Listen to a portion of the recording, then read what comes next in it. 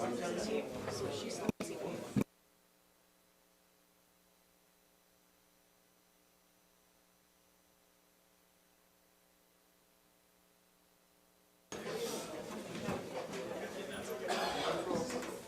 Honorable, the Speaker.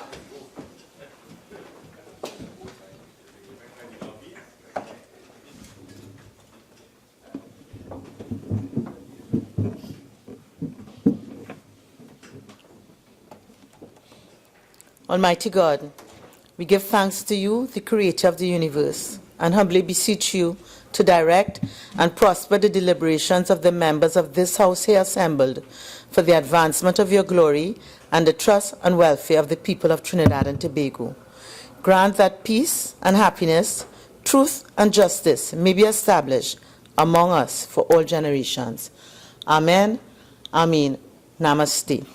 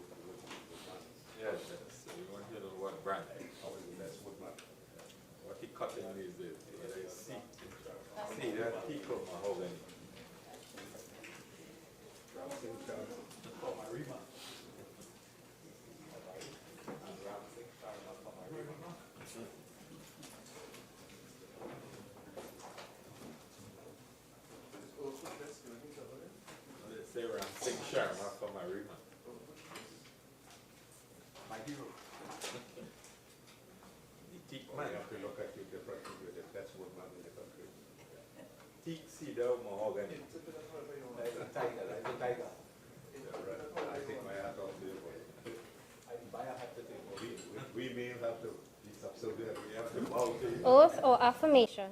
Announcements by the Speaker. Honorable members, Mr. Russian Parry, MP, member for Miaro, has asked to be excused from today's sitting of the House. The leave which the member seeks is granted. Bills brought from the Senate. Petitions. Papers. The Minister of Finance.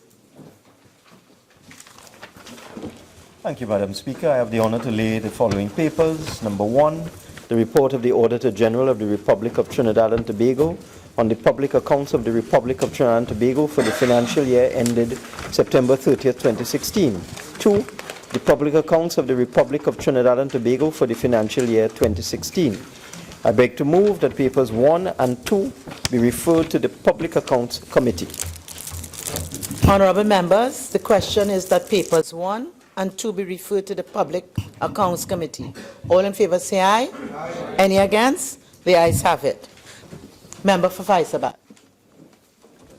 Madam Speaker, I wish to present the following reports. The second report of the Public Administration and Appropriations Committee, second session, 11 Parliament, on an examination of the current expenditure and internal controls of the Office of the President.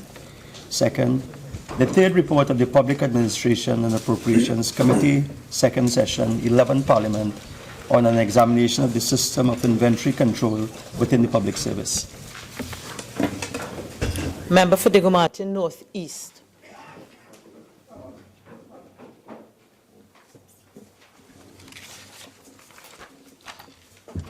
Sorry, Madam Speaker, the paper was underneath. Madam Speaker, I wish to present the following report. The second interim report of the Joint Select Committee appointed to consider and report on the Insurance Bill 2016. Prime Minister's questions. Urgent questions. Member for Caroni East. Thank you, Madam Speaker. To the Minister of Education. What are the Minister's proposals to avoid the repetition of errors in yesterday's SEA examination that have traumatized children? Minister of Education.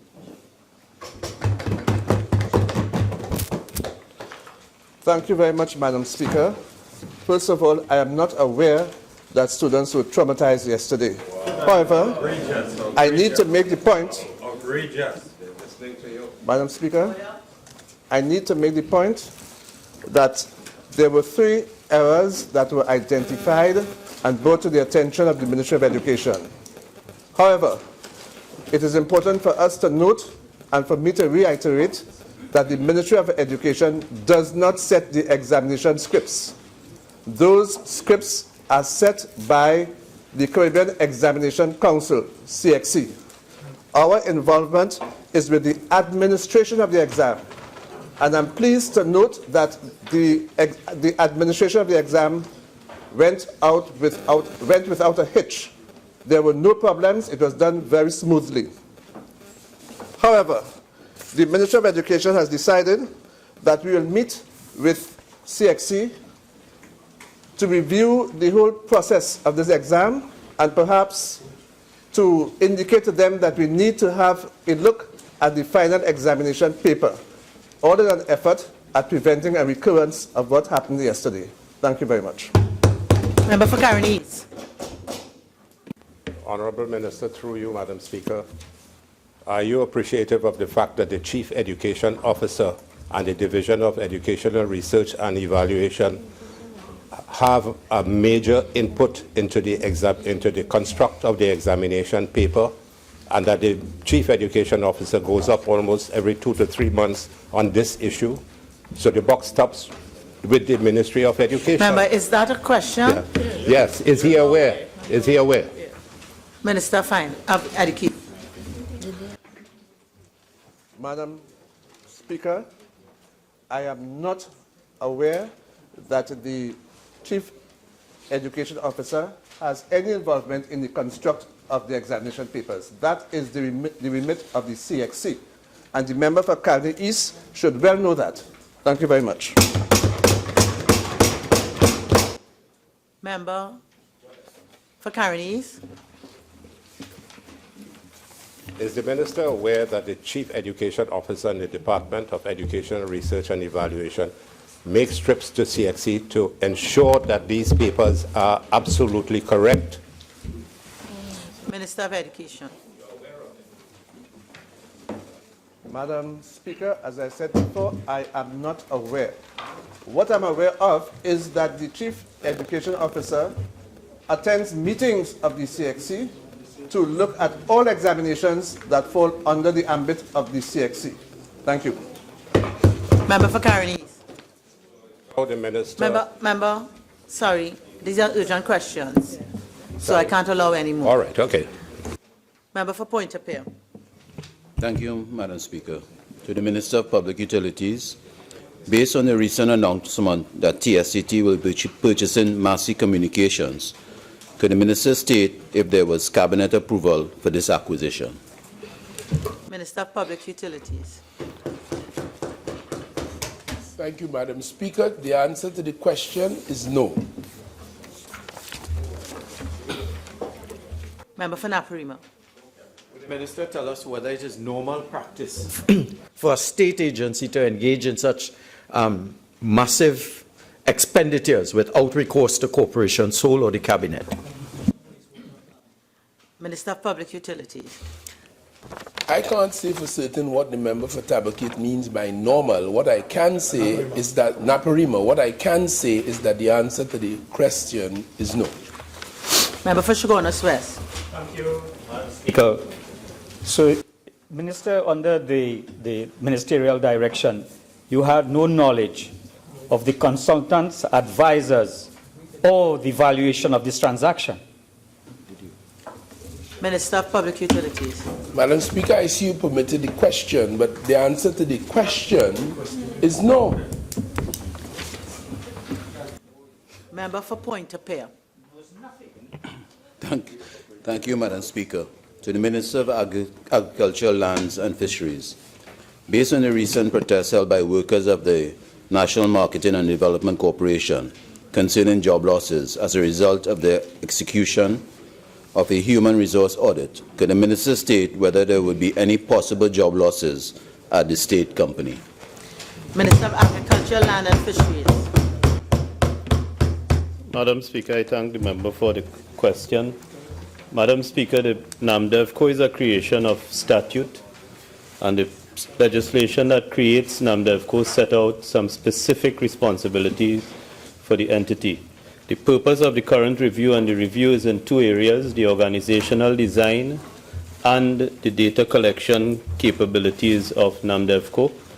The purpose is to make sure that the organization is designed in a manner to carry out the statutory responsibilities, and the human resource side of it is to make sure that the right job positions and the right people are in position. At this stage, it is far too early to say whether it would result in any job losses, but the idea is that at the end of the exercise, we should have a NAMDEVCO that can fully carry out its responsibilities under the law. Thank you. Member for Princestown.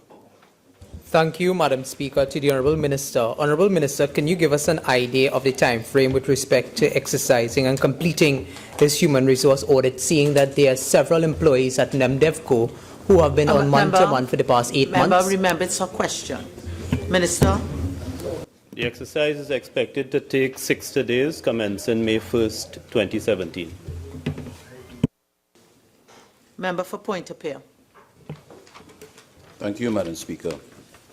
To the Minister of Energy and Energy Industries. Based on the recently reported incident of an upset condition, gas flaring, at the Point-a-Peer refinery, which led to intense heat and emissions of gas into surrounding communities, could the Minister state the cause of this occurrence, along with the measures which are being implemented to prevent future occurrences? Minister of Energy and Energy Industries. Thank you very much, Madam Speaker. Madam Speaker, on Tuesday, the 2nd of May, at approximately 8:09, there was an upset condition at the number 8 crude distillation unit, which resulted in high pressure being experienced in the number 8 crude distillation column. This resulted in a relief device relieving material of a mixture of hydrocarbon and gas into the HP flare system. This resulted in an extremely large flare condition occurring. It was brought under control within 30 minutes. The root cause of that event, Madam Speaker, is currently being investigated.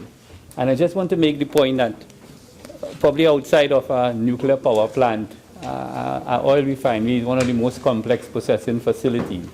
And when incidents like these happen, careful analysis has to take place and a proper investigation has to be conducted before you can come to conclusions.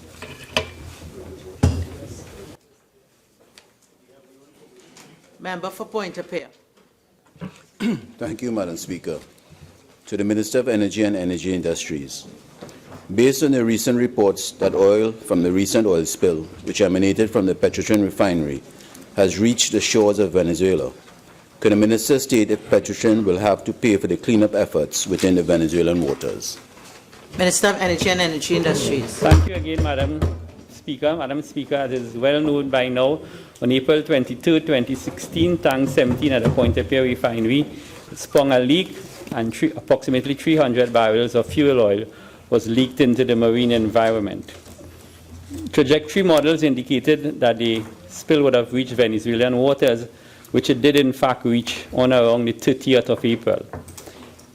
The Ministry of Energy and Energy Industry immediately initiated the activation of the Trinidad and Tobago Venezuela bilateral oil spill plan via diplomatic channels through the Ministry of Foreign and CARICOM Affairs, and at the operational level between officials of PDVSA and the Ministry of Energy.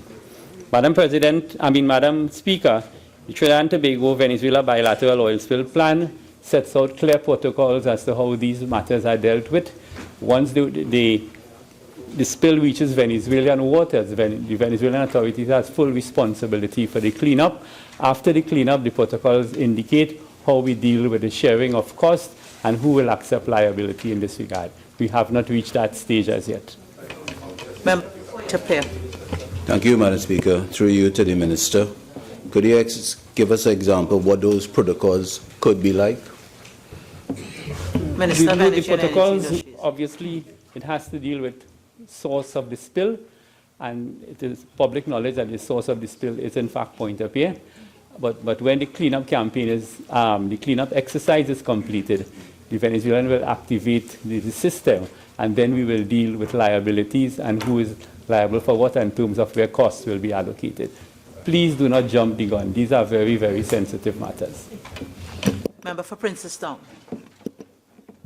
Honorable Minister, you indicated that you have used diplomatic channels with respect to the Ministry of CARICOM and Foreign Affairs to engage Venezuelan authorities. Could you indicate whether or not there has been any direct contact by any Minister of Government to the Venezuelan government to deal with this particular issue? The answer is no, because the Trinidad and Tobago Venezuela bilateral oil spill plan kicks in, and there are protocols as to how this operates. A minister doesn't just get involved ad hocly in matters like these. Member for Pointe-a-Pierre. Thank you, Madam Speaker. To the Minister of Energy and Energy Industries, based on the recent upset conditions at the Pointe-a-Pierre refinery, which followed the oil spill that has posed severe health hazards to residents of surrounding communities, could the Minister state whether Petrotrin has a disaster plan in place for the residents and communities of the Pointe-a-Pierre region? Minister of Energy and Energy Industries. Thank you, Madam Speaker. Madam Speaker, just a couple of minutes ago, Petrotrin has confirmed to me that it does have an emergency disaster management plan, which includes the fence line communities, in particular the fence line community of Pointe-a-Pierre. I want to give the Member of Parliament the assurance, because he is the Member of Parliament for the fence line community, that I can engage Petrotrin to meet with him to share the details of that plan. Member for Naparimo. Madam Speaker, to the Minister of Foreign and CARICOM Affairs, has the government carried out a present and future impact analysis on Trinidad and Tobago of the Venezuelan crisis? And if so, what are the highlights of this assessment, especially in the areas of crime, illegal immigration, human trafficking, and depletion of our scarce foreign exchange? Minister of Foreign and CARICOM Affairs. Thank you very much, Madam Speaker. Madam Speaker, the situation in the Bolivarian Republic of Venezuela continues to be very fluid and dynamic. The government of Trinidad and Tobago continues to monitor the situation without getting involved in the internal affairs of Venezuela. The impact analysis is ongoing with respect to various scenarios and possible courses of action. In particular areas with respect to immigration outflow out of Venezuela, narco-trafficking, illegal movements of guns and ammunition, and human trafficking. We continue to liaise directly with our military attaché in Venezuela, and in fact have periodic meetings with the Bolivarian Republic Embassy here in Trinidad and Tobago. Madam Speaker, based on the fluidity of the situation, we continue to monitor and come up with different courses of action to treat with the situation in Venezuela, without, as I mentioned, getting involved in the direct affairs and internal affairs of the Bolivarian Republic of Venezuela. Madam Speaker, based on the comments of the member for Point 14, would you give us an idea of the extent of, in a sense of immigration of Venezuelans to Trinidad and Tobago? What is the size, what do they do, and what steps are taken to ensure that it operates consistent with the requirements of our country and its need to reduce crime, etc.? Minister of Foreign and CARICOM Affairs. Madam Speaker, we have had a historical relationship with the Republic of Venezuela through the movement of people. At this present time, Venezuelan nationals can't come to Trinidad and Tobago for a 90-day period without a visa. We continue to monitor the situation through our migration posting at the various ports of entry in Trinidad and Tobago. And so, based on our relationship, we monitor it not only from the immigration standpoint, but also from a security standpoint. As you well know, at the closest point, we are about 7 miles at the closest point, in fact, from Caracas, Venezuela. We continue to monitor the movement by using the agencies of national security, through the presence of the Trinidad and Tobago Coast Guard, through a coastal radar system, and of course, by sharing intelligence with our counterparts in Venezuela. Members, the time has expired with regards to urgent questions. Questions on notice, questions for oral answer.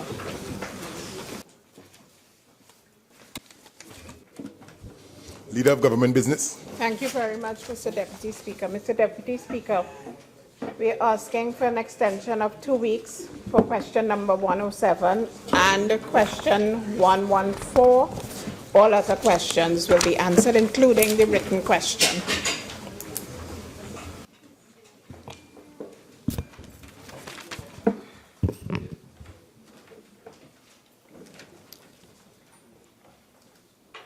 Member for Oropich East. Yes, thank you.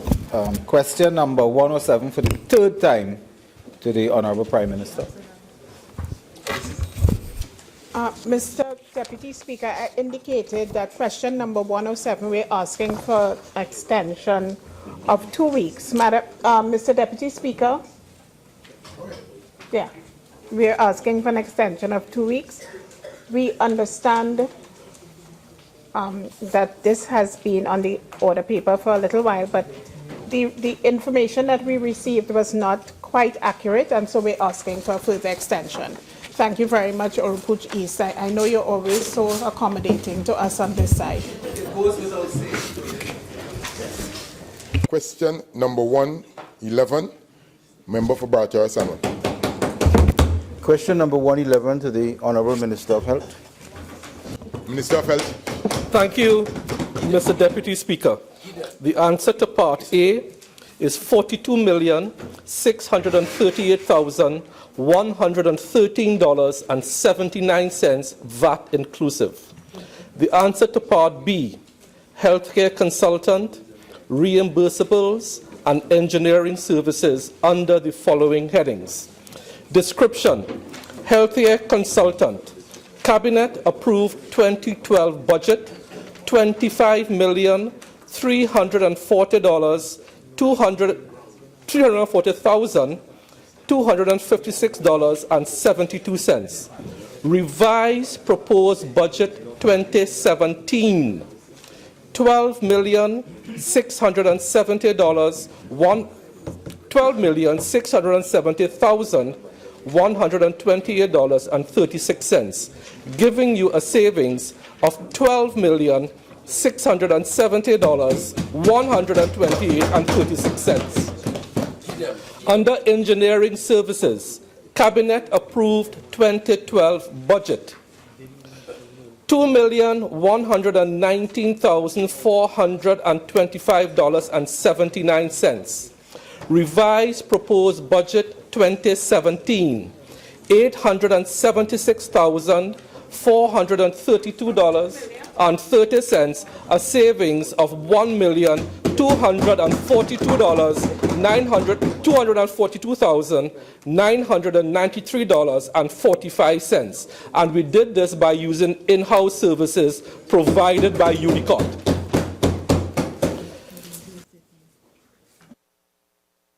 $148,372,659.03, VAT inclusive.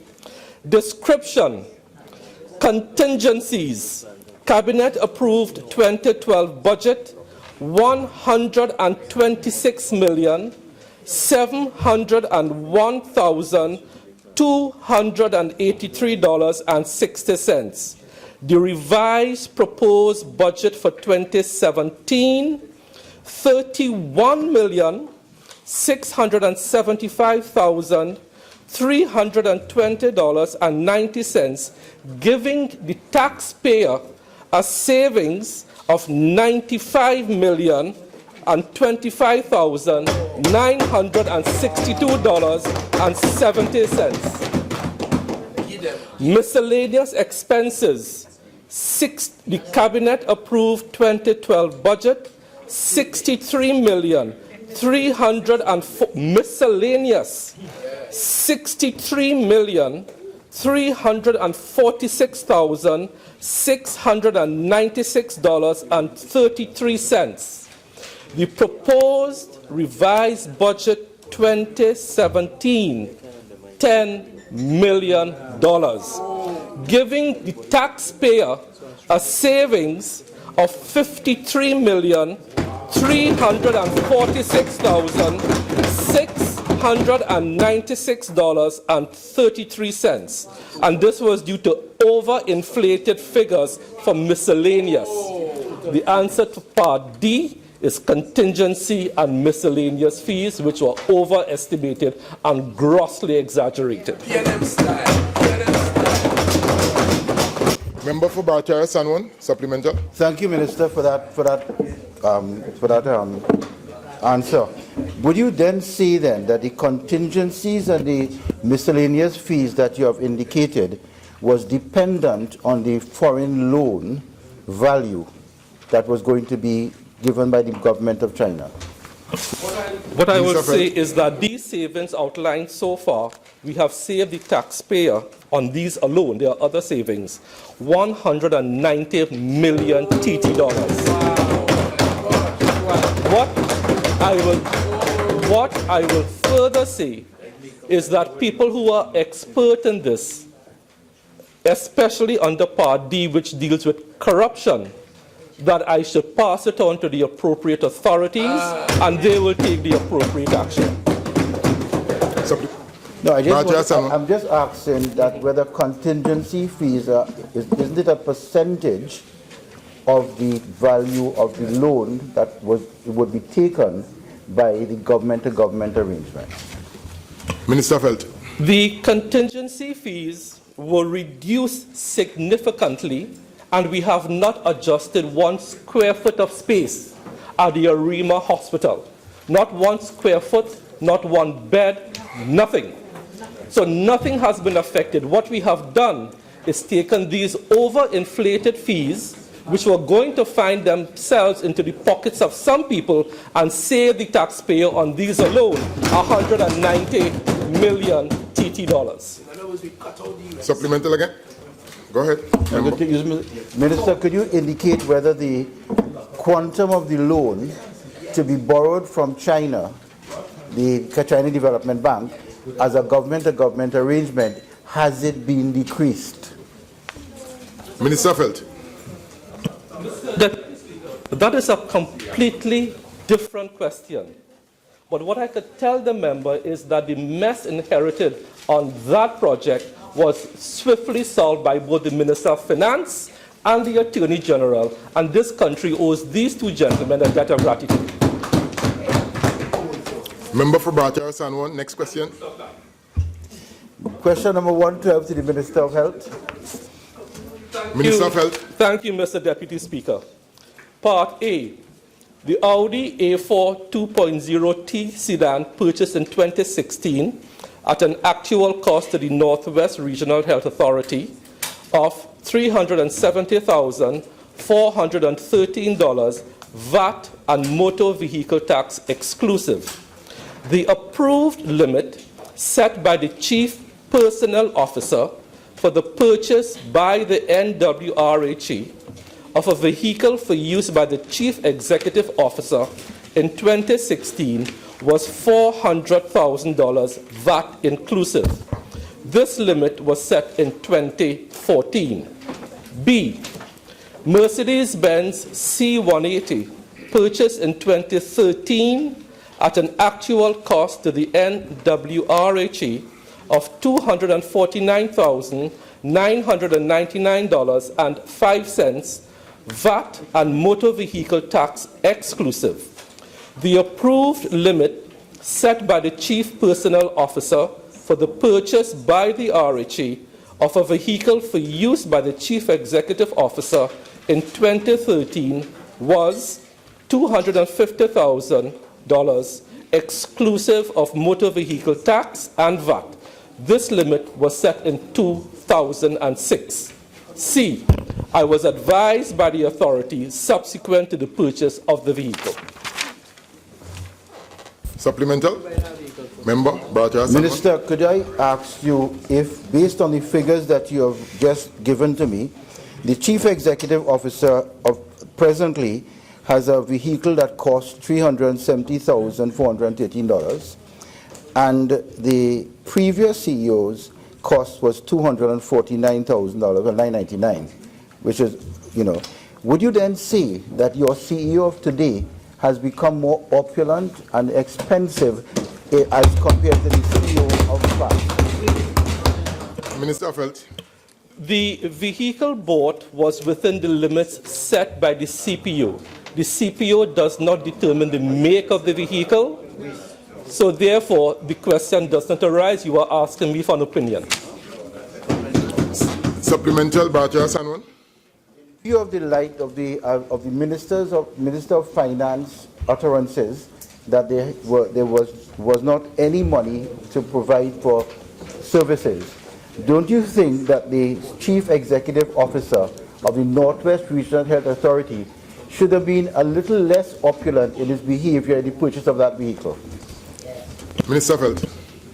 That is an excellent question, and maybe the Chief Personnel Officer, if you wish, can maybe direct bodies what type of vehicle to buy or not to buy. But the Chief Personnel Officer set limits, but does not tell any agency what type of vehicle to buy. Next question, member for Bharatiya Sanwan. 13 to the Minister of Health. Again, Mr. Deputy Speaker, the facility known as the Couva Medical and Multi-Training Facility was outfitted with a computerized tomography, not CAT, CT scan, and magnetic resonance imaging MRI machine. This facility was never vested in any regional health authority. The government of the Republic of Trinidad and Tobago, through the Ministry of Planning and Development, is completing the process of evaluating expressions of interest toward the award of a public-private partnership for the to operate the facility. I always have trouble with that word.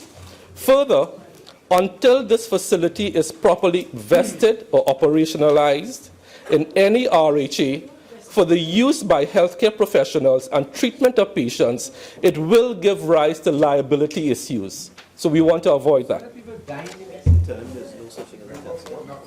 Thank you, Mr. Deputy Speaker. Is the Minister satisfied in good conscience that there is equipment paid for by Trinidad and Tobago taxpayers lying unused while my constituents have to wait 3 and 4 months for a CT scan and an MRI scan? That is immoral. Minister of Health. I am satisfied that in San Fernando, Mount Hope, and Port of Spain, your constituents can get the necessary CT scans. We are in the process of forming a partnership. We don't want to jeopardize in the short term the use of that facility that may give rise to liability issues, because this government will operationalize that facility properly.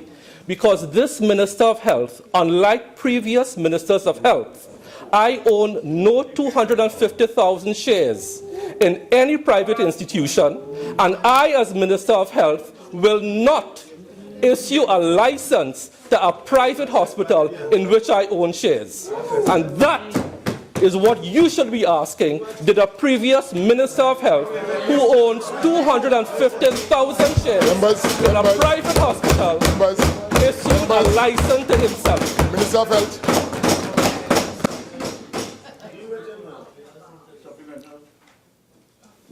Recognize Bharatiya Sanwan. Minister, could you indicate based on that utterance that you are that attack? I mean, it's 48. It's imputing improper motives. But no, I have no problem with it because there is nothing is above board. Could the minister indicate whether the Minister of Health prior to you gave any increased access of CT scans to St. Augustine Private Hospital, and how much? I am aware that no Minister of Health who owns shares in a private facility can sign a certificate under the Public Hospitals Act to issue a license to a facility in which they are a shareholder. That is what I am aware of. And what the honourable member should ask is who authorized under 2011 to 2015 every single license to a public hospital dialysis center under whose hand? Because the Public Hospital Act specifically states it is the minister to issue the license. And how could a minister owning 250,000 shares in a private facility in the first place be conducting operations in that facility? And two, issuing a license to the same facility that he has shares in? That is the question. And further, under the Integrity in Public Life Act, there should be an investigation. Member for Naparima. In response to the minister's response to me, I want to indicate... Members, proceed. Member for Naparima has the floor. I want to inform the Minister of Health. I want to ask him. I want to ask. 1 second.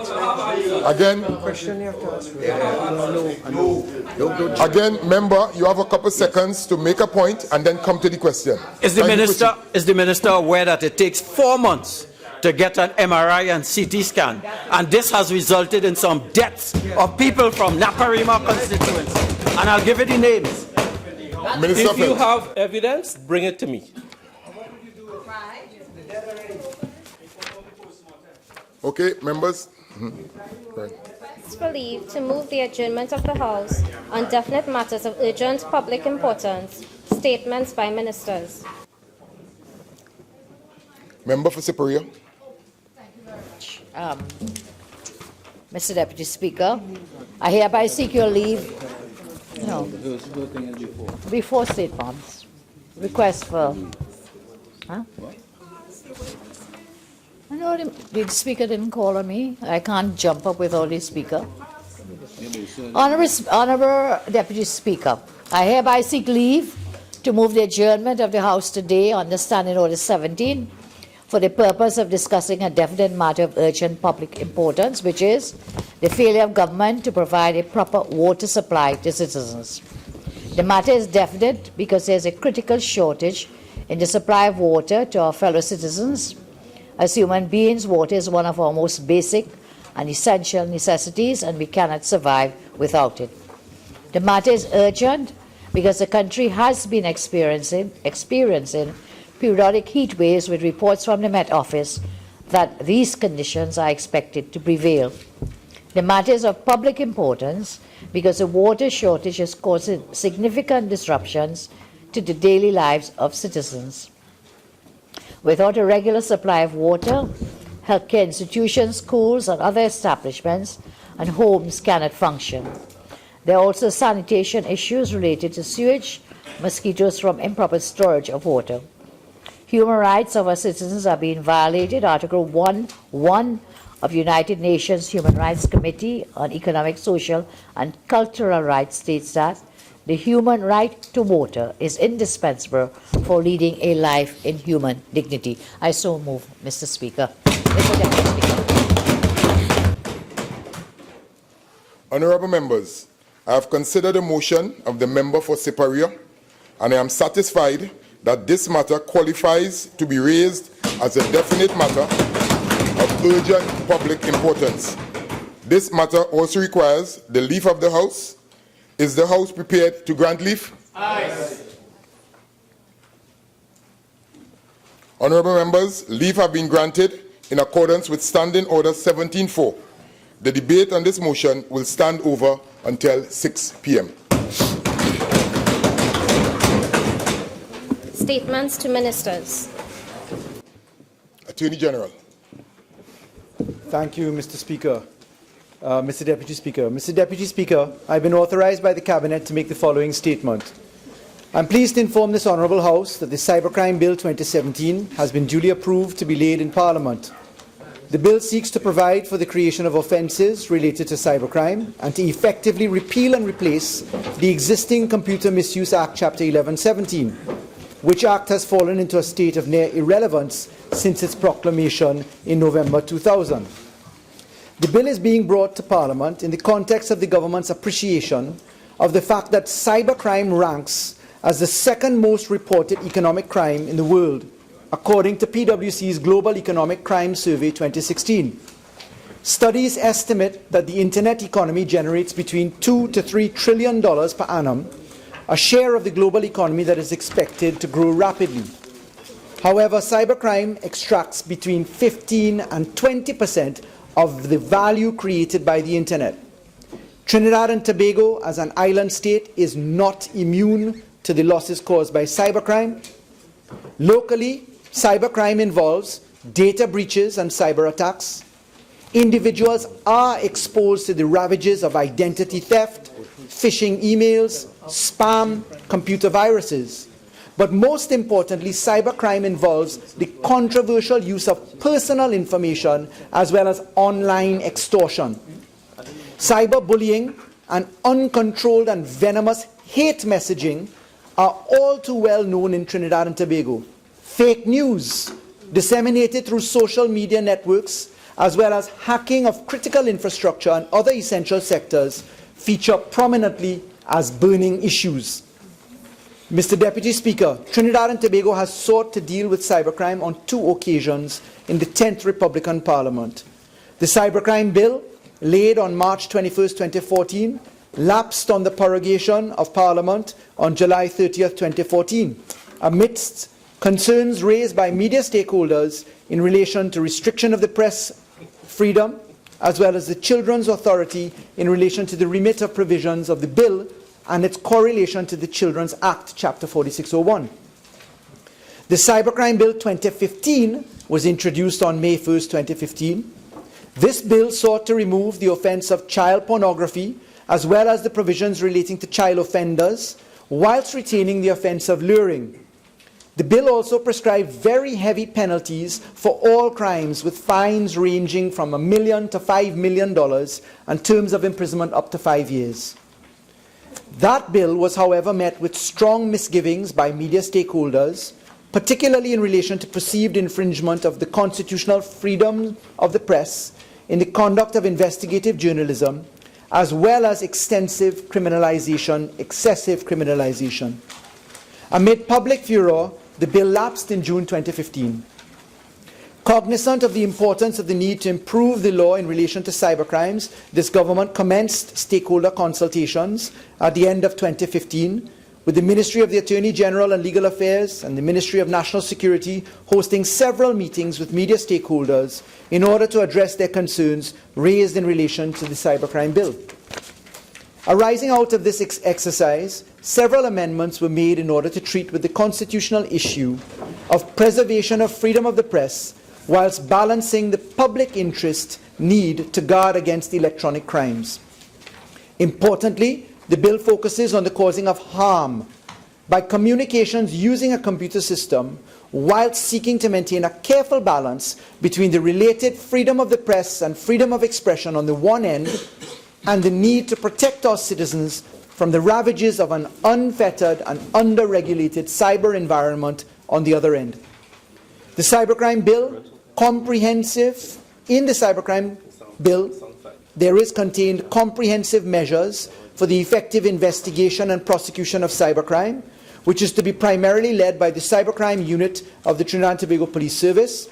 Such measures involve the search and seizure of apparatus and computer data, the removal or disablement of data, the ability of the court to issue production orders relating to computer data, and is required for a criminal investigation or criminal proceedings. It includes the expedited preservation of computer data, the utilization of remote forensic tools for the collection of data, as well as the issuance of a warrant for the seizure and restraint order to prohibit the disposal of any property that is to be forfeited under the Act. It is to be noted that the provisions of the cybercrime bill transcends and adds a heightened dimension to the provisions of the Evidence Act, which was amended in 1996 to allow for the admissibility of computer records, as courts of law are granted considerable powers of enforcement in relation to commission of cybercrime offences. Mr. Deputy Speaker, the clauses of the cybercrime bill recognize the transnational elements of cybercrime, and in so doing provide for the action through the granting of jurisdiction to the courts of the Republic of Trinidad and Tobago with respect to crimes that are carried out wholly or partly in Trinidad and Tobago, by a citizen of Trinidad and Tobago, whether within the national space or elsewhere, or even by a person on board a vessel or aircraft that is registered in Trinidad and Tobago. I'd like to draw to the attention of members of this House that the Republic of Trinidad and Tobago maintains its sovereignty in the investigation and prosecution of cybercrimes within its territorial jurisdiction, even if the perpetrator is located elsewhere in the world, as long as the cybercrime committed affects computer systems or data within the Republic of Trinidad and Tobago. Then the matters fall within the purview of law enforcement agencies and courts of law of this nation. Mr. Deputy Speaker, I'd like to strongly underscore that this bill also acknowledges that criminals need not be present at the same location as the target or the site of the crime. Given that many cyber offences are transnational in nature, it is worth noting that cyber criminals often seek to avoid countries with strong cybercrime legislation. Thus, preventing the establishment of safe havens is one of the key objectives, albeit a challenge, in the fight against cybercrime. This therefore requires the promulgation of legislation that is harmonized with international best practice, as this bill puts forward, in order to ensure the mutual legal recognition of cybercrimes, as well as bilateral and multilateral cybersecurity cooperation to facilitate trans-border investigation that can result in the effective prosecution of cybercrime. Mr. Deputy Speaker, in closing, I'd like to underscore that within this globalized world, as Trinidad and Tobago makes considerable advances in the modern era of technology, the online threat environment continues to evolve, and cyber criminals' tactics adapt and change with the evolving technology. As per Newton's law, for every action there's an equal and opposite reaction, and it is within this context that it is only right that as we advance in the epoch of technology, we contemporaneously continue to strengthen the systems in place for addressing and countering current as well as emerging issues within cyberspace. Mr. Deputy Speaker, we believe that this proposed bill can benefit from a more detailed parliamentary consideration than regular debate, and it is in this regard that this government proposes that, pursuant to Standing Order 64(1)(c), that this proposed bill will be referred to a joint select committee of the Parliament. I thank you, Mr. Deputy Speaker.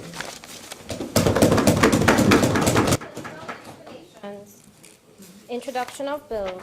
As listed on the supplemental order paper, the Cybercrime Bill 2017, presented by the Attorney General.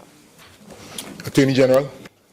Deputy Speaker, in accordance with Standing Order 64(1)(c), I beg to move that the Cybercrime Bill 2017 be referred to a joint select committee to be established for its consideration and report. Honourable members, the question is that in accordance with Standing Order 64(1)(c), the Cybercrime Bill 2017 be referred to a joint select committee. Members, please. Honourable members, the question is that in accordance with Standing Order 64(1)(c), the Cybercrime Bill 2017 be referred to a joint select committee to be established for its consideration and report. All in favour, say aye. Aye. The ayes have it. Motions relating to the business or sittings of the House and moved by a minister. Leader of the House. Thank you very much, Mr. Deputy Speaker. Mr. Deputy Speaker, having regard to the second interim report of the Joint Select Committee appointed to consider and report on the Insurance Bill 2016, I beg to move that the committee be allowed an extension of 4 weeks in order to complete its work and submit a final report by June 2nd, 2017.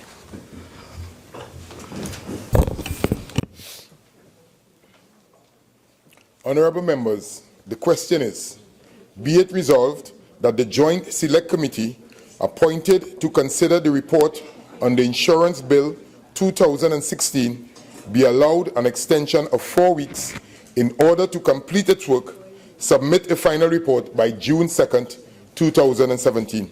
All in favour, say aye. Aye. Any against? The ayes have it. Leader of Government Business.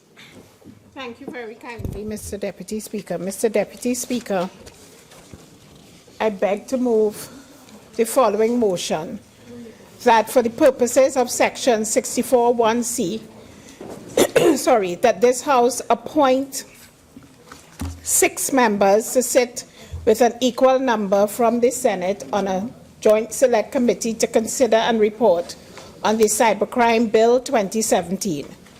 That this committee be mandated to report within 8 weeks, that is to say by June 30th, 2017. And that, provided it receives the concurrence of the Senate, that the following 6 members be appointed to serve on the committee. And these 6 members, Madam Speaker, are as follows. Mr. Faris Al-Rawi, Major General Retired Edmund Dillon, Mr. Fitzgerald Hines, Ms. Shamfa Kajo, Dr. Rudal Munilal, and Mr. Barry Padarath. Thank you very much, Madam Speaker. Honorable members, the question is that for the purposes of Section 64(1)(c), this House appoint 6 members to sit with an equal number from the Senate on a joint select committee to consider and report on the Cybercrime Bill 2017.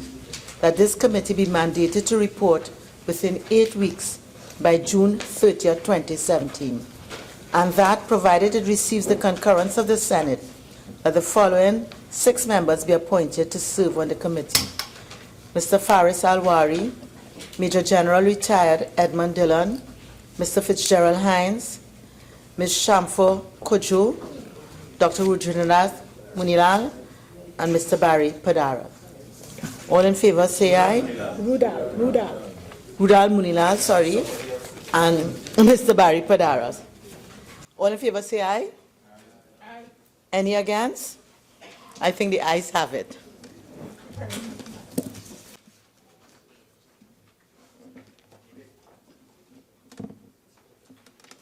Leader of the House.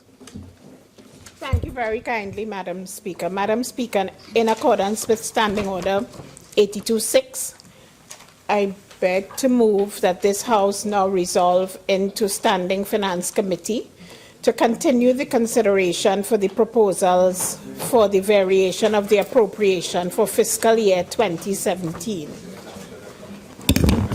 Honorable members, the question is that this House now resolve into Standing Finance Committee to continue the consideration of the proposals for the variation of the appropriation for fiscal year 2017. Those in favor say aye. Aye. Any against? I think the ayes have it. This House will now resolve into committee.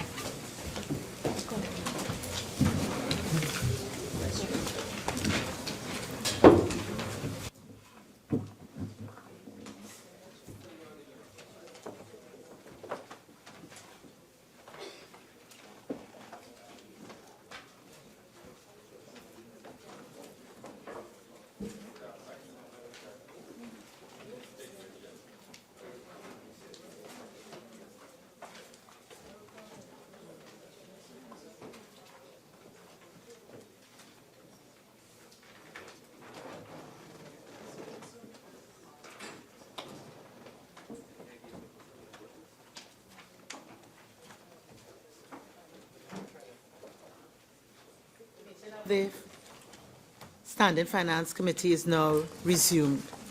We're under the head of increases, we're under the proposals for increases, Head 04 Industrial Court. Head 04 Industrial Court, $4,090,000. I will now invite the Leader of the House to make a brief opening statement, not exceeding 5 minutes. Thank you very much, Madam Speaker. Madam Speaker, as it relates to the Madam Speaker, as it relates to the Industrial Court, as you well recognize, this is a superior court of record, and funds are required under recurrent expenditure to provide for salaries and cost of living allowance for the rest of 2017, including contract employment, security services, and funds are also required for the security services for the General Administration Division and the South Office.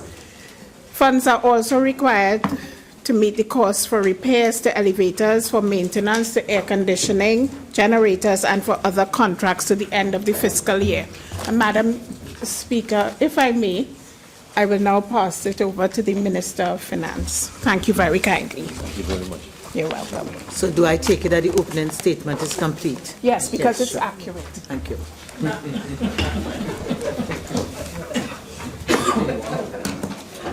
Honorable members, the question is that the 2017 appropriation for Head 04 Industrial Code be varied by an increase in the sum of $4,090,000. Member for Couva South. Madam Chair, just for clarification, the increase of $1,092,000 in relation to salaries and cost of living, does this mean that there have been additional judges that have been recruited at the industrial court? And why is it? Minister of Finance. This has nothing to do with judges. This is just for staff.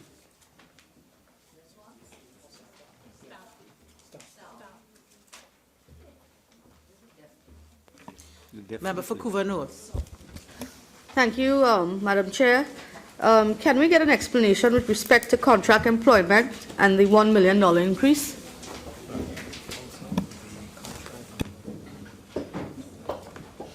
This is simply to supplement the contract employment vote. Member for Couva North. Yes, thank you, Madam Chair. Can you tell us how many contract employees exist? Minister of Finance.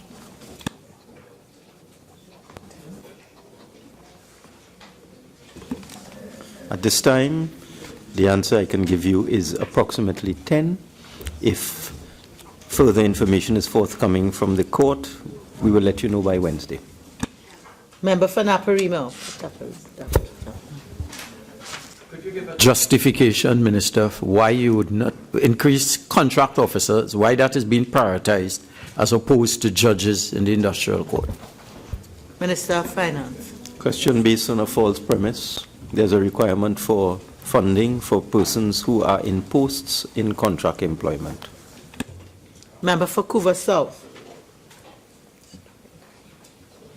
Member for Couva South. Member for Tabaquite. Yeah, Honourable Minister, through you, Madam Speaker. The matter of contract employment, you said there are 10 persons on contract now. Why is it that you don't have permanent positions and you continue to just employ contract positions? And for how long have these persons been on contract and have their contracts continued been renewed? These are matters that are within the domain of the Public Service Commission. So are you saying that the Public Service Commission has not been dutifully fulfilling the duty or the requirements of the court by getting permanent employees in the positions and just have contract employment? I would not use your phraseology to ascribe a lack of duty on the part of the Public Service Commission. I would just state that it's a well-known fact that there are a number of establishment positions within the entire public service which are not being filled by the Public Service Commission. You would have seen a recent report of a committee meeting where the DPA came and said that there are 9,000 vacant positions. Now, the said DPA is responsible for filling these positions. So this is a matter purely within the purview of the Public Service Commission.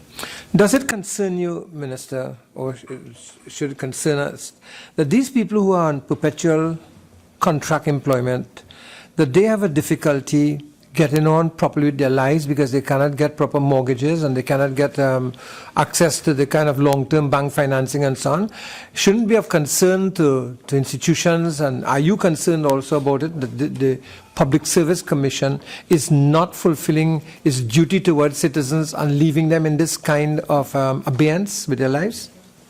Again, I would not use your phraseology. And just let me correct something you have said.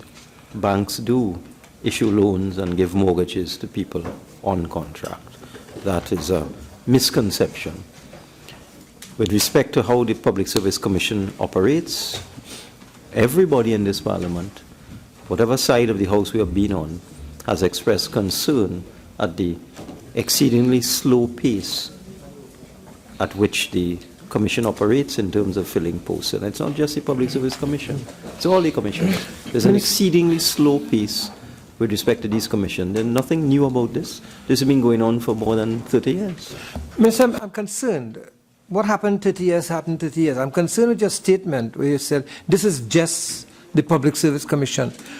Should we just sit down and lie down and accept inefficiency in the country like we are seeing here, therefore, and simply say this is the Public Service Commission? Should we continue to accept that if we are to progress as a society, progress as a country, progress as a nation, and become competitive? Firstly, let me correct something you have said. I did not say that. I did not say this is just the Public Service Commission. I said this is within the purview of the Public Service Commission. So please quote me correctly. I quoted you correctly. And secondly, this particular government does not have a constitutional majority, and we are in no position to change the Constitution. However, I do recall our immediate predecessor government, of which you were a part, entered its parliamentary life with a constitutional majority, 29 seats, and therefore you were in a position to do something.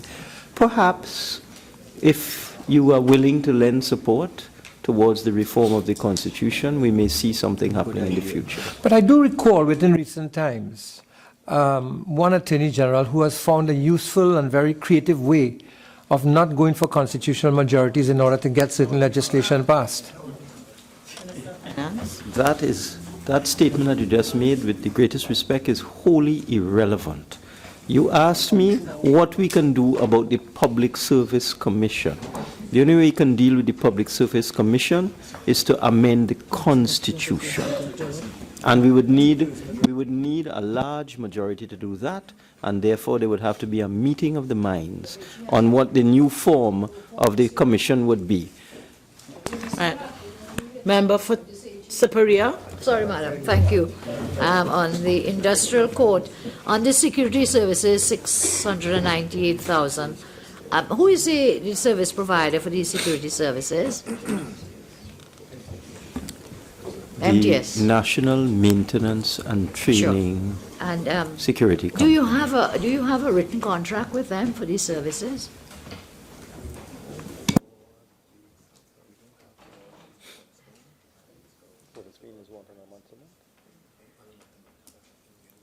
There are some of the contracts are complete and some are on month-to-month basis.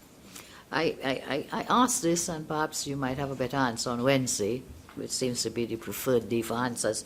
But I'm looking at the report of the Auditor General for 2016, and on page 30 of that report, we are seeing where MTS is contracted for security service, but the Auditor General is saying that no contracts were produced as required by law to the Auditor General for this. Now, this is for 2016. We are now in fiscal 2017, so I'm asking if that situation is still the same, and why so? Wednesday is definitely the preferred day for the answer to that Wednesday question. is the preferred day Is the preferred day for the answer to that question. Sure. Madam, I make the point again. And in any event, the Auditor General's report for 2016, are you referring for the year ended September 2015? These are for your time. No, I'm just asking the report that you're referring to. It was just late today. So you're referring to the September 2016. It's from September 2015 to September 2016. So you're referring to that year? Yes, sir. Okay.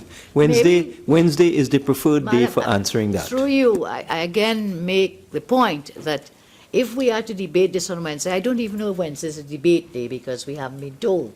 if that is a debate day, how can we possibly properly participate in a debate if all the answers are being given on Wednesday?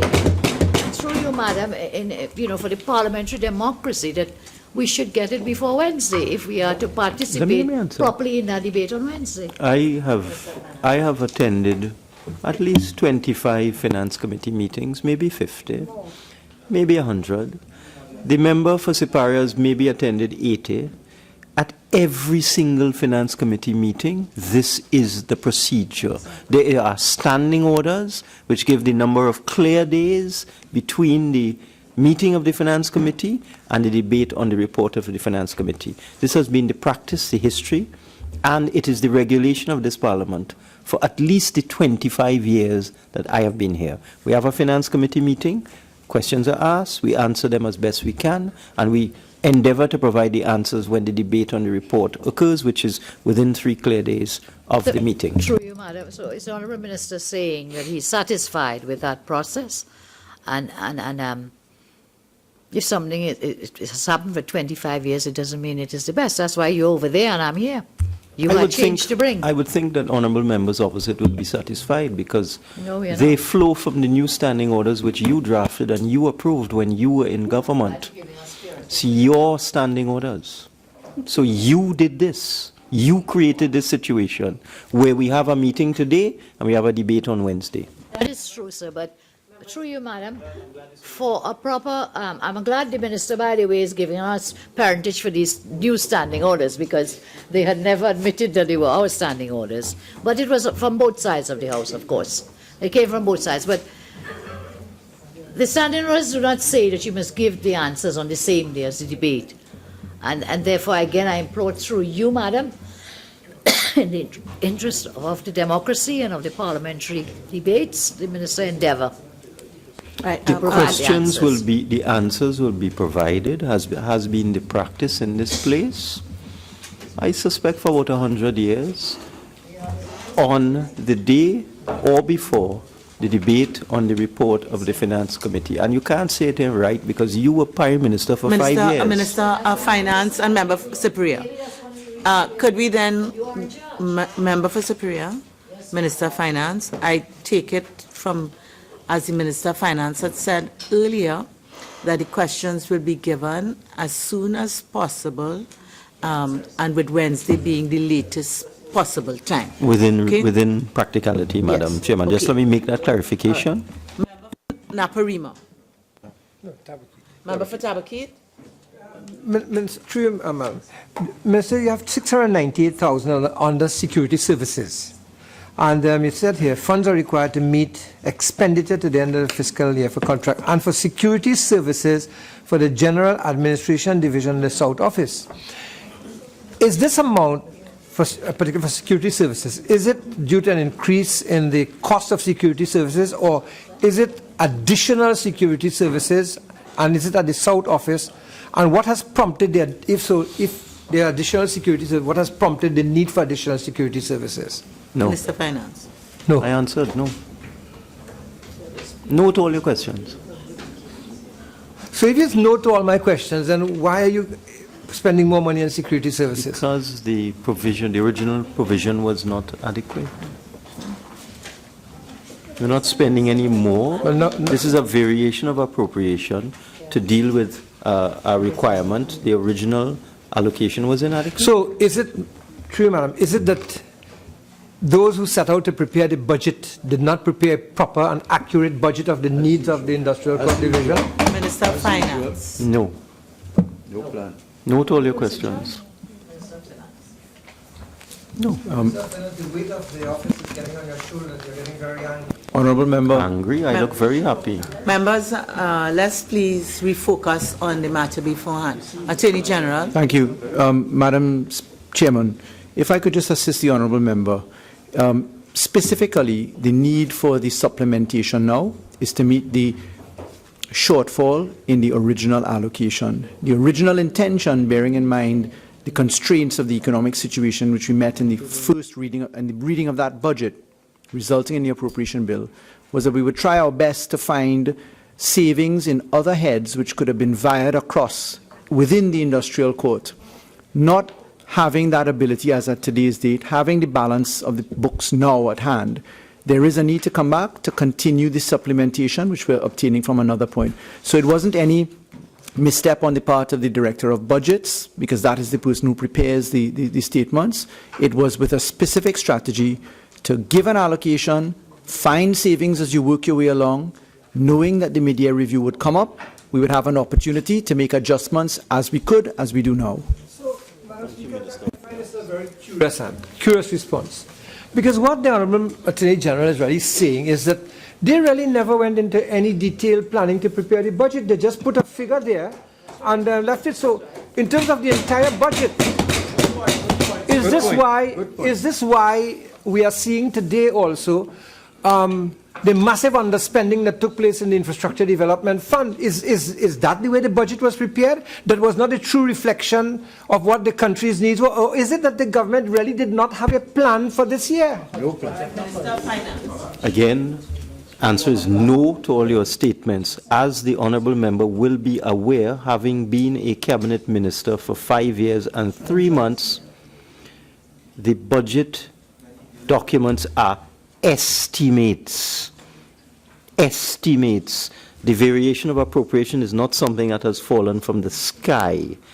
When your government was in power, there was a variation of appropriation in every single year, sometimes more than once. This is standard, and there is nothing extraordinary about this, and all of that hyperbole and carrying on will not change the fact that this is a routine exercise. Madam Chair, if I may just ask on the repairs and maintenance of buildings and the sum of 1.3 million, and it is stated here air-conditioned generators and other contracts. Can the Minister perhaps give us some clarity on what the other contracts would pertain to? Minister of Finance. Normal, routine maintenance to the buildings. Windows,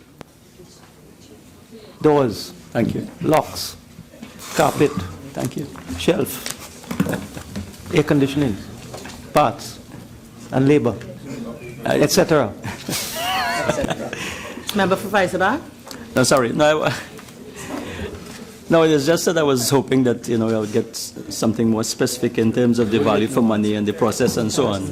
Routine building maintenance, locks, windows, doors, floor, Thank you, Minister. wall. What else you want to know?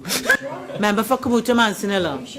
Thank you, Madam Chair. Can the Honourable Minister state how many elevators required repairs and what was the cost to those elevators? How many elevators and what would the cost? Minister of Finance. There are difficulties with one elevator. The other information you require, we'll make every effort to provide it by Wednesday. Member for Naparima. Thank you. Chair, I'm reading in the 2014 annual report, and I'm quoting here, due to the need, and I'm dealing with item under security. Due to the need for improved security, the court acquired, installed, and operationalized additional CCTVs throughout the building in Port of Spain. The level of monitoring throughout the building has increased in keeping with better security administration. Are these working, and have they worked to reduce the cost of the security in the head office? Minister of Finance. I'm not sure what item you're on. Where's security cameras? Under security services. Security services, that's people. People. Yes, but the equipment lead to a reduction in the people required Not to monitor the necessarily. building? You might have enhanced surveillance. Member for Kamuta Mansinella. Thank you, Madam Chair. Honourable Minister, if you can also provide the information for the air conditioners, how many air conditioners are currently in the building, and how many are working, and how many were in fact repaired, and cost as well. That is a curious question, but we will try our best to provide the information. Honourable members, The question is that the 2017 appropriation for Head 04 Industrial Court be varied by an increase in the sum of $4,090,000. Those in favor say aye. Aye. Any against? I think the ayes have it. Head 04 Industrial Court has been varied by an increase in the sum of $4,090,000. Thank you very much. Head 05 Parliament. Head 05 Parliament, $10 million.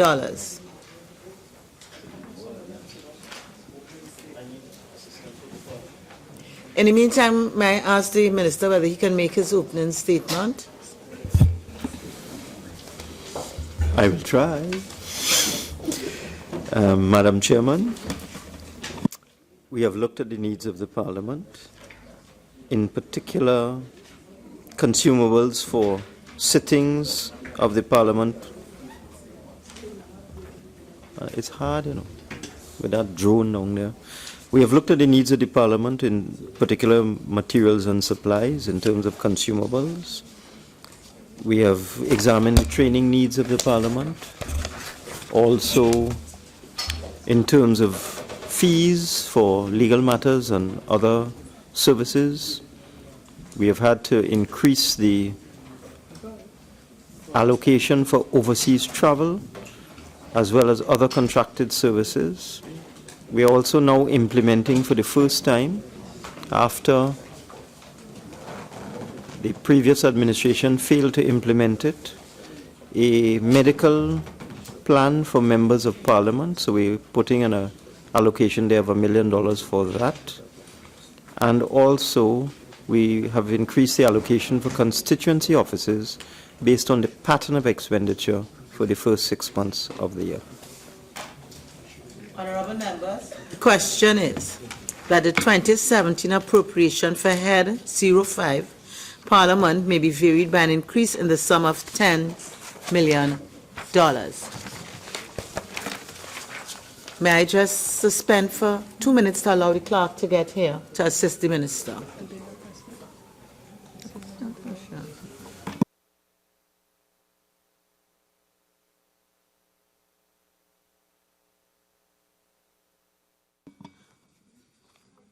Okay, so I'll invite questions. In the meantime, the clerk is in the chamber. Member for Kamutu Manzanilla. Thank you, Madam Chair. Can the Honourable Minister advise what is the average cost of a meal for a sitting of Parliament? Minister of Finance. Yes. Average cost of a meal for a sitting? Approximately $65 per member per sitting.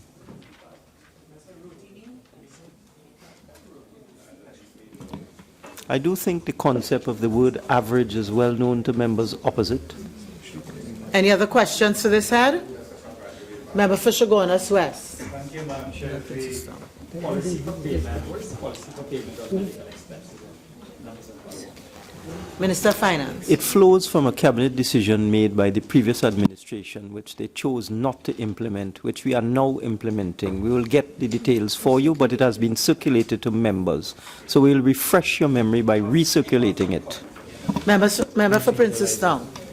Madam Chair, through you to the Honourable Minister, I recall during the last budget debate we had raised the issue of the amount that was allocated for official overseas travel for conferences, seminars, etc.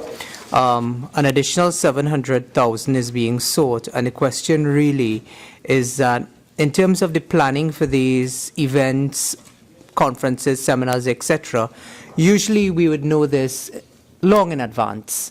And again, I raised this in the context that during the budget debate, I had raised the issue that if you looked across most of the ministries, there was a significant increase in official overseas expenditure in almost every ministry, whereas the Parliament was actually decreased. The question really is that what sort of planning has gone into this that we are now coming in the middle of the parliamentary session, really at the end, asking for $700,000 in. Firstly, the statement that we increase the overseas travel vote for every other area and cut the parliament is false.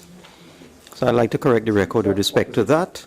And we had asked everybody, we cut that vote in most areas, and we asked everybody to try to save money because as a country we are facing financial problems. The parliament has been able to contain its expenditure to a level that is a little below the 2016 expenditure, and they are getting this supplementation to achieve that objective. Member for Princestown.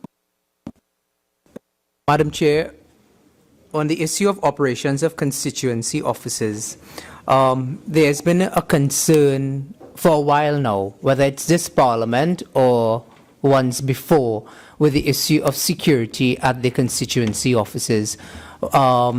Is there any intention by the Parliament to ensure that constituency offices are properly staffed with security officers or even police officers in an attempt to ensure that there's proper safety? I know that there have been several instances where members have raised this particular issue in light of circumstances and other events happening at their constituency offices where they would have felt unsafe, or whether or not incidents would have occurred with regards to safety. Minister of Finance. I am advised, famous words, I am advised, I notice Siparia laughing, that this security provision has already been implemented for high-risk areas and will be rolled out across the board for all members who require it between this year and the next financial year. Member for Kabuta Manzanilla. Thank you, Madam Chair. Before I go on to my question, I wanted to find out where are the high-risk areas that the Minister of Finance has identified. What I will do is make available, which members already have, the minutes of the House Committee, which is a bipartisan committee and has membership of both sides, which has considered this matter, and both sides of the House have determined what the where the high-risk areas are in the first instance, and how we roll out security to the other areas that require it. So I suggest you ask your colleagues. Madam Chair, Speaker. On the fees, we are having an increase of 500,000 to meet the payment of legal fees for ongoing matters and brokerage and shipping fees to the end. Would you kindly advise what legal matters are ongoing? Which or what legal matters are ongoing? They are industrial relation matters, employee-employer matters. With respect to the Parliament or with respect to the constituency? Well, the Parliament, the head, but inside of the Parliament with respect to constituency offices? Both. Both? Yes, both. Would you care to share with us the nature of these legal fees that we are paying, for what purpose? If you do not wish to name persons, it's okay, but what are we paying these legal fees for? The information will be provided. Okay. The preferred day. And referring to the previous matter, the rollout of security at high-risk locations and then the extension to other areas was decided at a House Committee meeting chaired by the member for Oropouche East. So ask him. I'm not asking you anything. Madam, you could try that trick on me whole day and it wouldn't work. You need to calm down.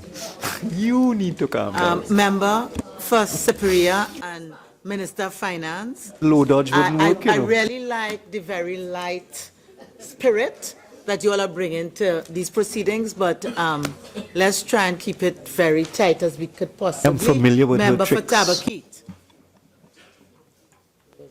I'm just interested in finding out what is the reference here to brokerage and shipping fees in terms of the parliamentary expenses, brokerage and shipping fees. We will find out for you. We get this 500. Member for Oropouche East. Oropuchis would like to ask a question. Bear in mind those discussions and decisions were taken a couple of years ago. Would the Minister of Finance agree that in the context of rampant criminality and assault and the reports of break-ins at constituency offices and so on, every single constituency office in Trinidad and Tobago should be deemed a high-risk area?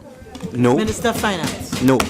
And I think this is a matter that is solely within the purview of the Parliament and the House Committee, where you have membership, and I suggest you address those matters to the Parliament, where everybody is present, and address it to the authorities in the Parliament. You know very well what you need to do.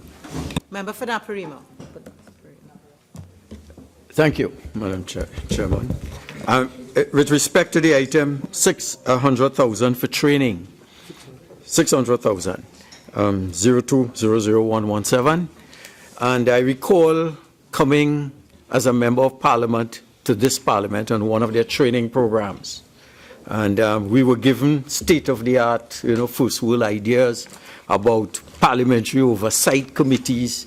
And I think we were told, and this is just a preface to the question, we were told that best practices globally, I think it was Professor Staples of McGill University, he said it should be chaired by independent senators or by the opposition, and nothing happened. And the question is, could we look forward to this training having results in terms of change behavior, etc., with the staff? Minister of Finance. I would urge members to read the documents before them. This has nothing to do with what you're talking about. This is staff. This is staff, and I'm saying, can we look forward to the staff being That's not what you changes? said. Yes, That's not what you said. You didn't listen, sir. No, the that's last not question. what you said. Don't try that. So I could rephrase the Try question. that low dodge on me. Can we look forward to changes in staff behavior as a result of this expenditure? You're asking me that? I suggest you pose that question to the proper So you authorities. you just allocate money and you don't look at outputs. Pose that question to the proper authorities. In fact, file a question. Madam Speaker, if I may. Yes. As the chairman of the House Committee, I would like to make 2 points, please. With regard to the point that was just raised by Naparima, where he asks about change in staff behavior, I would like to commend the Parliament on the behavior of the staff of the Parliament. As a matter of fact, Madam Chairman, the staff is one of the arms of the public service. The staff of the Parliament is one of the arms of the public service that has been exemplary. They have been exemplary. And they operate at an extremely high level of professionalism. So I would like to say that the training has worked in their favor, and we will continue to support that kind of training. And I am literally shocked at the member for Naparima for asking that question. And Madam Speaker, let me make the further point just to correct the record. And as I said, as chairman of the House Committee, there has been only one report of concern with regard to crime in an area where a member of Parliament cited his office. And so, Madam Speaker, I am very surprised at the member for Oropuch East for asking that question with regard to break-ins, because we have had no reports at the House Committee of any break-ins at constituency offices. As a matter of fact, Madam Speaker, a number of reports of break-ins were reported during the last administration. And Madam Speaker, I am really, and again, I am shocked at the member for Oropuch East, because we have had no reports at the level of the House Committee. Thank you very much. Thank you very much. Thank you very much, Madam Speaker. Member for Oropuch, you'll get your time. I've recognized the member for Naparima. Madam Speaker, I'm shocked that the member for Aruka and Maloney could interpret in any way that I had cast any aspersions on the quality of the performance of the staff of Parliament. In fact, their performance is exemplary, and I'd like to underscore that from this side. The question was, if she would only, sorry, if the honorable member would only listen, the question is, how do we get them to, in the context of continuous improvement, to utilize this $600,000? Thank you. It is not enough.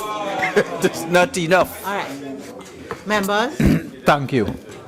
Thank you again, Madam Speaker. Madam Speaker, I'm also shocked by the outburst from the member for Aruka Maloney. But I want to remind her, in case she forgot, that the House Committee is not the police station.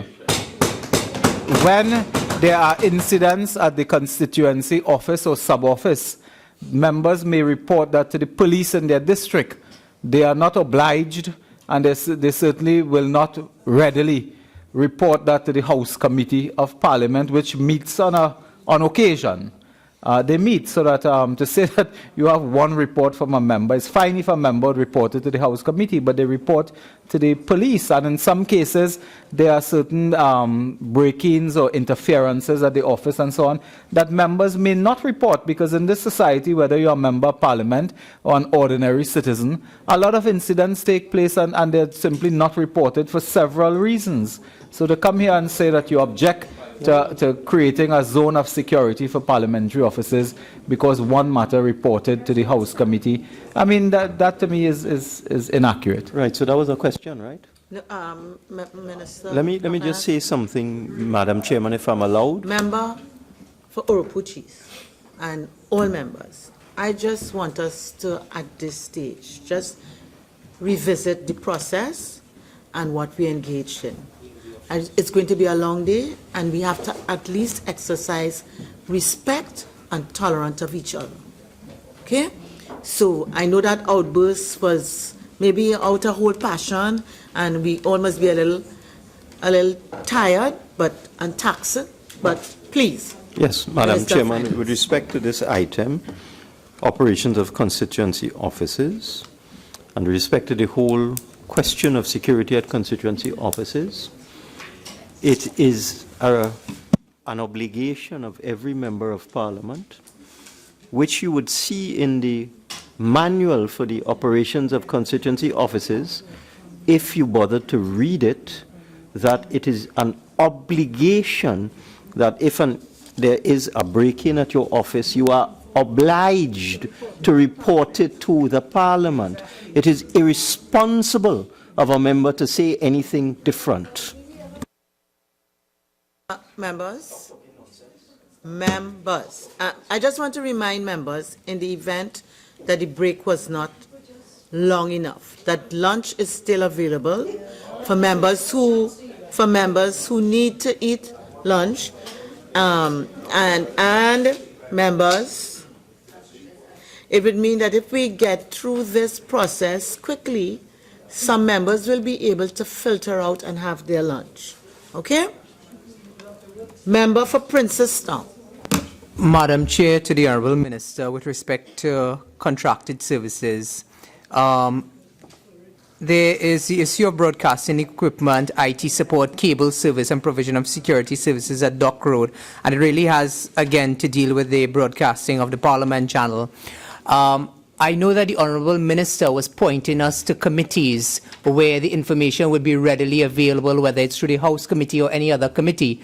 But, Madam Speaker, while we are looking at an increase of $3 million with regards to broadcast equipment, I would have been very happy if the Broadcasting Committee of the Parliament would actually convene. I remember on my first sitting here, a member of the government congratulated me for being appointed to that committee because the committee never meets.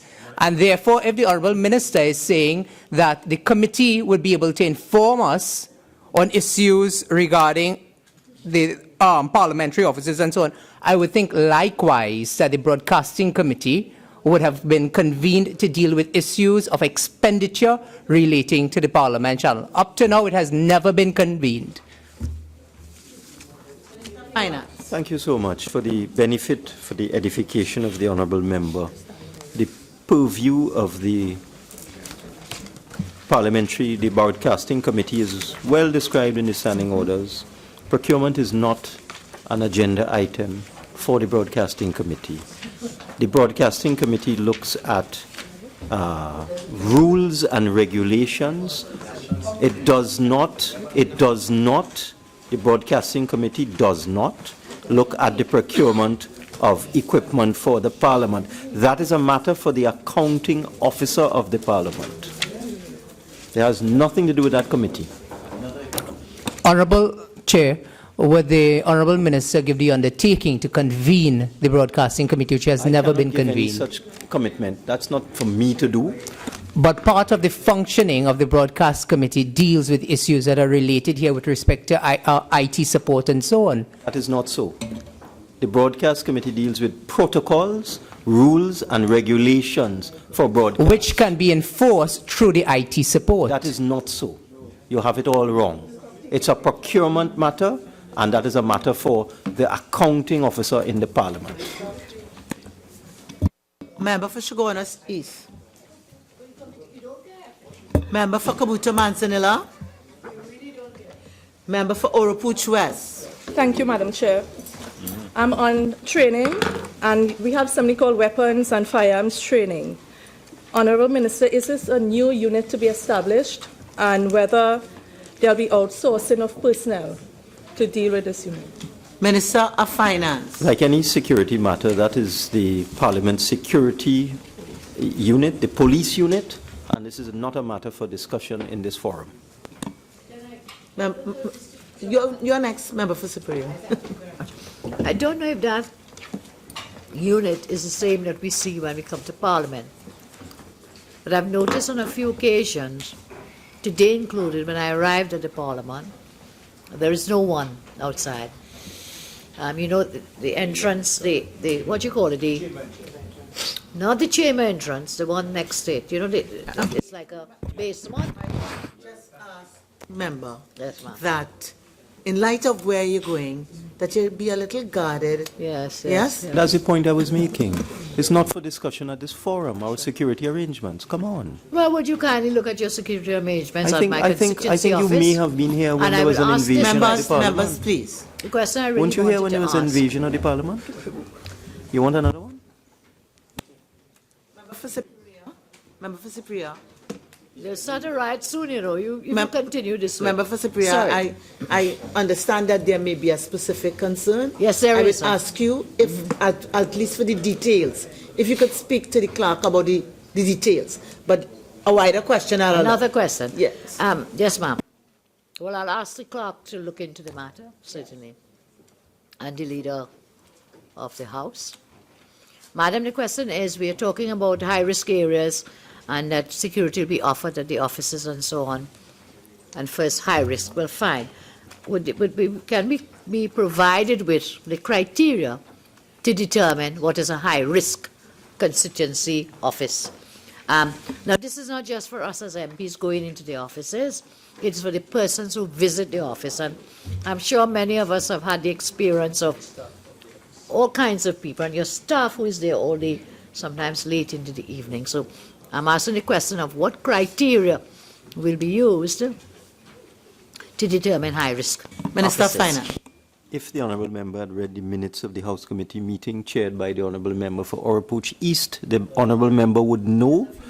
Yeah, well, you must read. You would know that it was decided by the committee chaired by your member that that is a matter for the police to determine, so that the police were asked to assess the security risks and threats at each office in order to determine which ones were of the highest risk. And that is something that your government did. So you need to remember. Sure, well, it was a good thing that we did that. And therefore, Madam Speaker, through you. Member for Superior. Yes, Madam. Through you, Madam. That would have been done, I don't know how long ago, 2 years ago, 3 years ago. If it's 2012, I don't know. A few years ago. And therefore, has there been any review of this matter, given present circumstances? I'm not sure So the what this process has was to not do with just this line item. Minister of Finance. He's telling me to wind up, and I don't believe the question is. it's not finished. Has there been any review? And now that the minister is saying that they intend to proceed with helping offices that are high risk. Madam Chairman, I was pointing out, we're on 0 Security. 20001. Contingency officers. No, please. We are either on 02000117, which is weapons and firearm training, which is the question that contingency emanated. No, officers. I am answering, Madam Chairman. Sir. I am answering the member for Kamuto Manzanilla, who asked about No, that was it. weapons and firearms training security unit. Hold on. That is the question I'm asking. I'm addressing. Are you now asking about 02000164? I'm asking about constituency officers, yes. What are you asking? The criteria that would be utilized for high risk. Your answer was that we did it before, Right, so and what- the police what else- gave. there's what a- else are you I'm asking? asking if there would be any review of what was done a few years ago. Well, I would think that would be a matter for the House Committee. That, for the seventh time after. I believe that would be a matter for the House Committee now for the 8th time. Good. Member for Thank you Urupuchi. so much. You're welcome. Are you finished, Superior? Member for Urupuchis? You forget? Urupuchi? Member for Tabaquite? All right. Honorable members, the question is that the 2017 appropriation for Head 05 Parliament be varied by an increase in the sum of $10 million. Those in favor say aye. Those against say no. I think the ayes have it.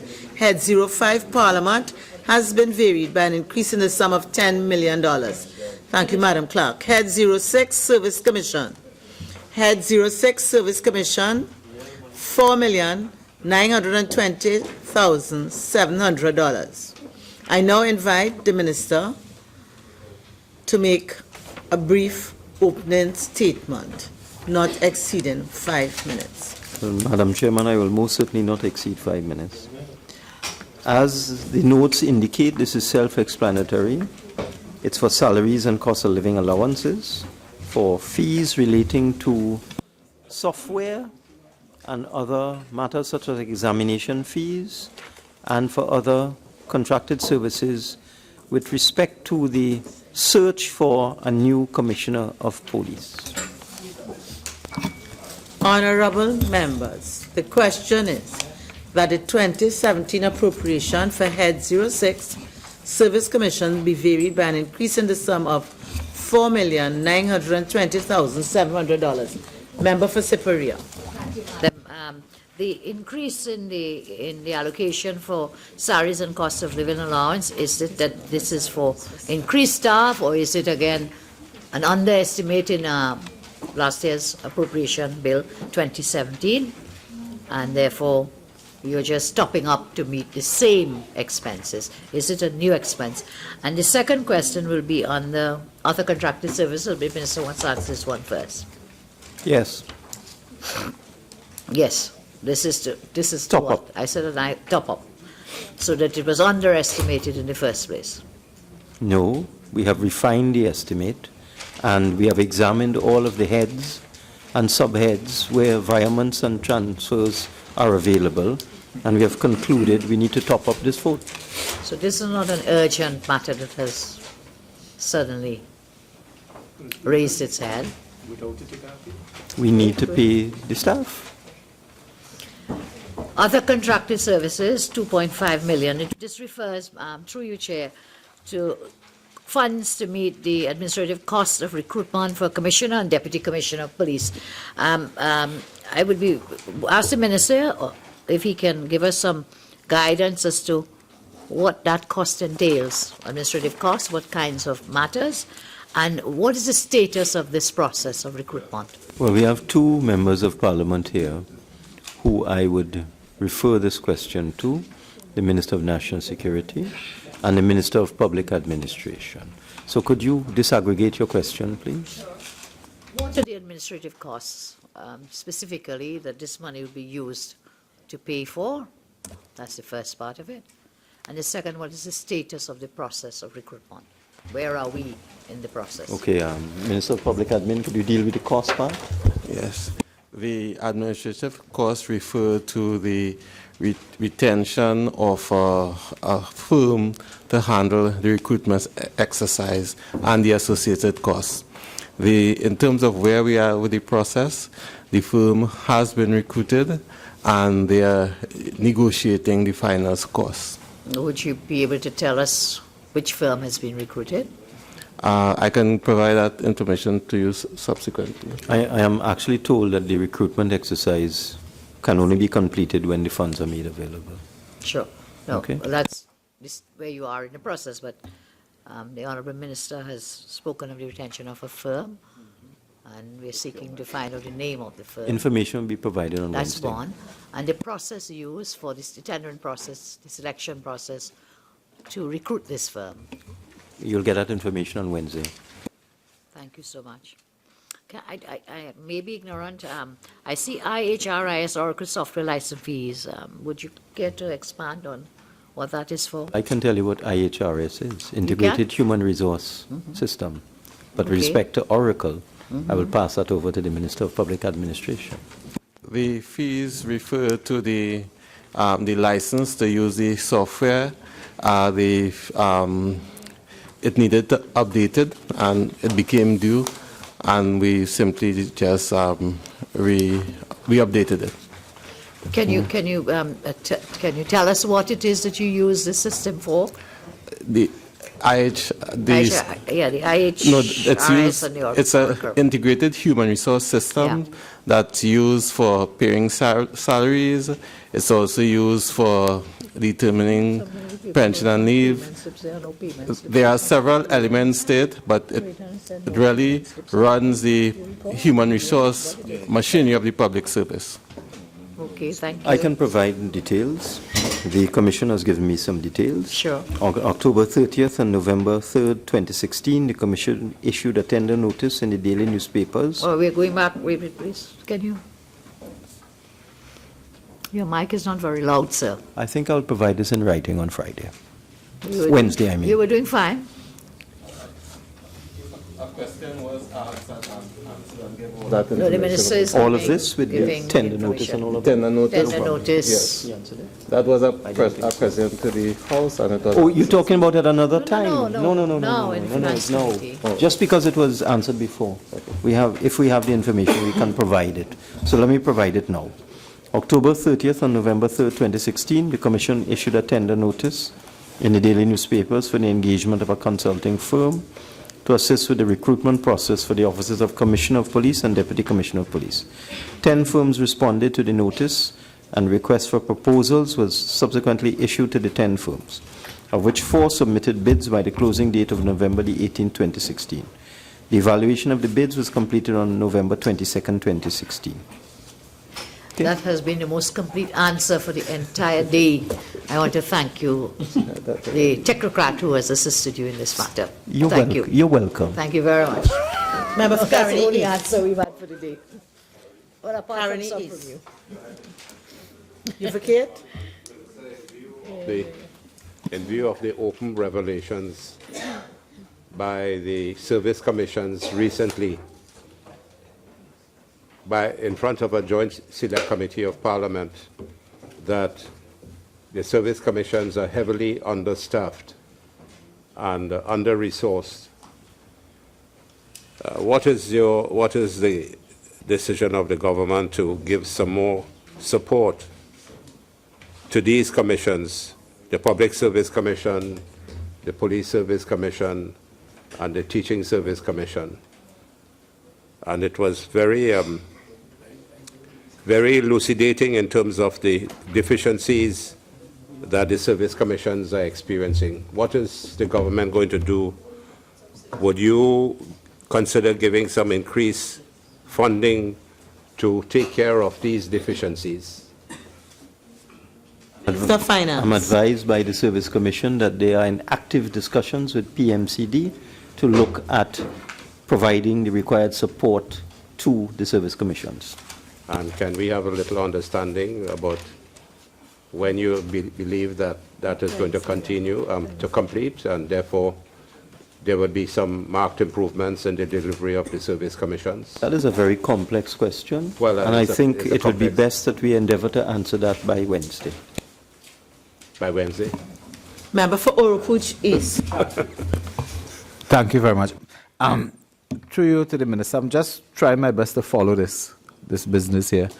Is it that $2.5 million is to be spent in the next few months on this single item of associated administrative costs for recruitment of a commissioner, deputy commissioner. $2.5 million in a process that is not known. To my knowledge, an order was approved by the House without the support of the opposition. It was struck down at the court. There has been no other process approved for use. What exactly is the $2.5 million for if there's no procedure approved to recruit a commissioner and deputy commissioner? For the Attorney General to correct the record with respect to the procedure. Thank you, Madam Chair. First of all, this procedure is well settled. Secondly, nothing was struck down by the court. There was a modification of a few of the lines of the order which this House passed. In those circumstances, the order of Mr. Justice Rajkumar flowed to the Commission. They settled the entire process. They went through the procedure for the procurement of the consultant firm, which is a local firm, pursuant to the order.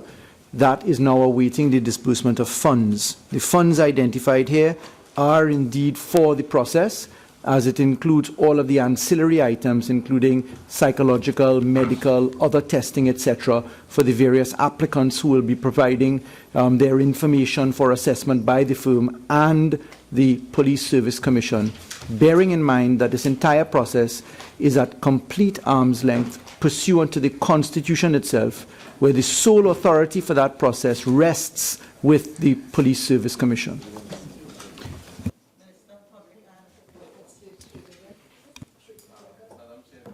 At the AG said the order from the court mandates a procedure, including an assessment center, the medicals, and that whole process is covered by the allocation that is before us today. Member for please. As a final follow-up, is the government in a position to assure the House and the taxpayer that this $2.5 million is a final figure, or would there be more monies required for this process at a later time? Minister of Finance. I am advised by the Commission that they are going to make every possible effort to complete this exercise before the end of the fiscal year, and therefore they will expend all of the funds available to them. And I can tell you at the level of the government, we will make every effort to ensure that the budget is met and that there is no cost overrun with respect to this matter. Member for St. Augustine. Thank you. Could the Honourable Minister indicate as to the cost of the process as it compares to the actual salaries of the successful candidates? Minister of Finance. Madam Chairman, I am not sure that the salaries have been fixed yet, so that's a loop. You know, in electronic theory, you have a loop. It just loops around. That question cannot be answered. Member for Superior. $2.5 million will be paid to the firm that has been contracted for the process. Minister of Finance. All. All of it. Well, then the answer given earlier is not accurate. I don't know what the answer was given earlier. You were not listening No, to I your am not colleague? sure that your interpretation is correct. Could you please repeat what you think was said? No, well, the AG tell you what Yeah. he said? Certainly, the cost to the firm is the entire amount shown here, and that cost includes the firm having to cater for the medicals, the psychological, etc. So those are disbursement costs which are included in the sum. So it is entirely correct. And we still don't know who is the firm. I don't certainly don't know. Member for Superior, I did say that we would let you know by Wednesday. You know everything Stop except the name, rushing. okay? You know you How are could you member not for rush? Pfizer. Really, you're not being real. How could you know everything, of course, and can't know the name? Excuse me, member for Urupuchis. I Member don't even for understand Pfizer. that outburst. Minister of Finance. Was that outburst over there? Minister of Finance, Yeah. please. Thank you, Madam I Chair. recognize Just the member for Pfizer. Just for clarification, I know that currently there's more than one deputy commissioner of police. Is it that this is for one deputy commissioner or for? I just wanted clarification. I know currently. that there's more than one Deputy Commissioner of Police? The recruitment process is for the Commissioner of Police and 3 Deputy Commissioners Sorry? of Police. 3? 1 Commissioner of Police and 3 Deputy Commissioners of Police. I will excuse you because you are new. But your leader came to this Parliament to effect that very exercise some years ago. You should know better. Thank you, Chair. To the Minister, Member for Lahore Talparu, based on his statement that the firm was retained, could he also identify who was responsible, what body was responsible for that process? Service Commission. If you say it's the Service Commission did it? That's Police- obvious. We've Police said so. Service Commission. Obviously, it's the Service Commission. No, Stuart. I just want to verify. Member for Whether we Naparima. are supposed to. Thank you. To the Minister of Finance, one of the criticisms of our budgeting process is the fact that the monies allocated are not tied to measurable outputs. So we're very good at providing money, not good at saying how this money will improve the service. One of the criticisms of service commissions in Trinidad is they take an inordinately long time to process requests for information, etc., make appointments. We are 4.9, a question is coming, $4.9 million is being allocated. Could the Minister tell us what measurable improvement we could expect from the service commissions as a result of this expenditure? And I look at their annual report, and one of the only thing I see when they talk about outlook, improvements, major processes, the only thing I see here that is related to this is the implementation of Project Integrated Resource Information System. All the other areas that they are looking at are not included. I give the assurance I will pass that question on to the Service Commission for an answer. Member for Caroni Central.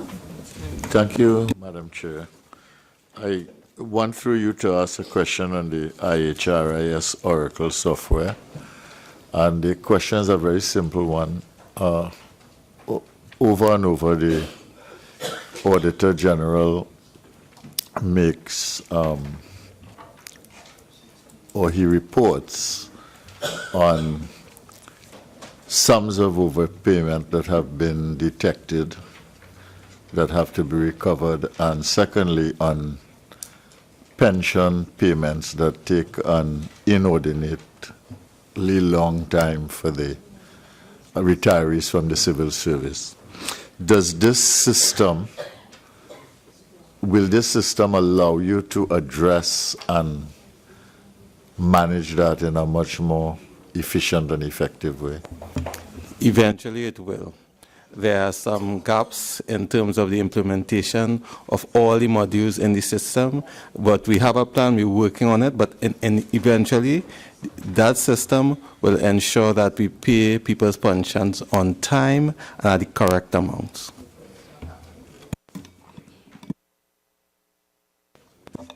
Thank you, Chair. Could the Honourable Minister indicate what is the present salary of the incumbent acting commissioner and the deputy commissioners? Minister of Finance. That information will be made available on or before Wednesday. Member for Princestown. Madam Chair, thank you to the Honourable Minister. With respect to fees, again, licenses for antivirus software, IHRIS, Oracle software licenses fees. The question really is that these two sums are quite substantial. Are these annual subscriptions or are these one-off payments? Yes, annual. Member for Superior.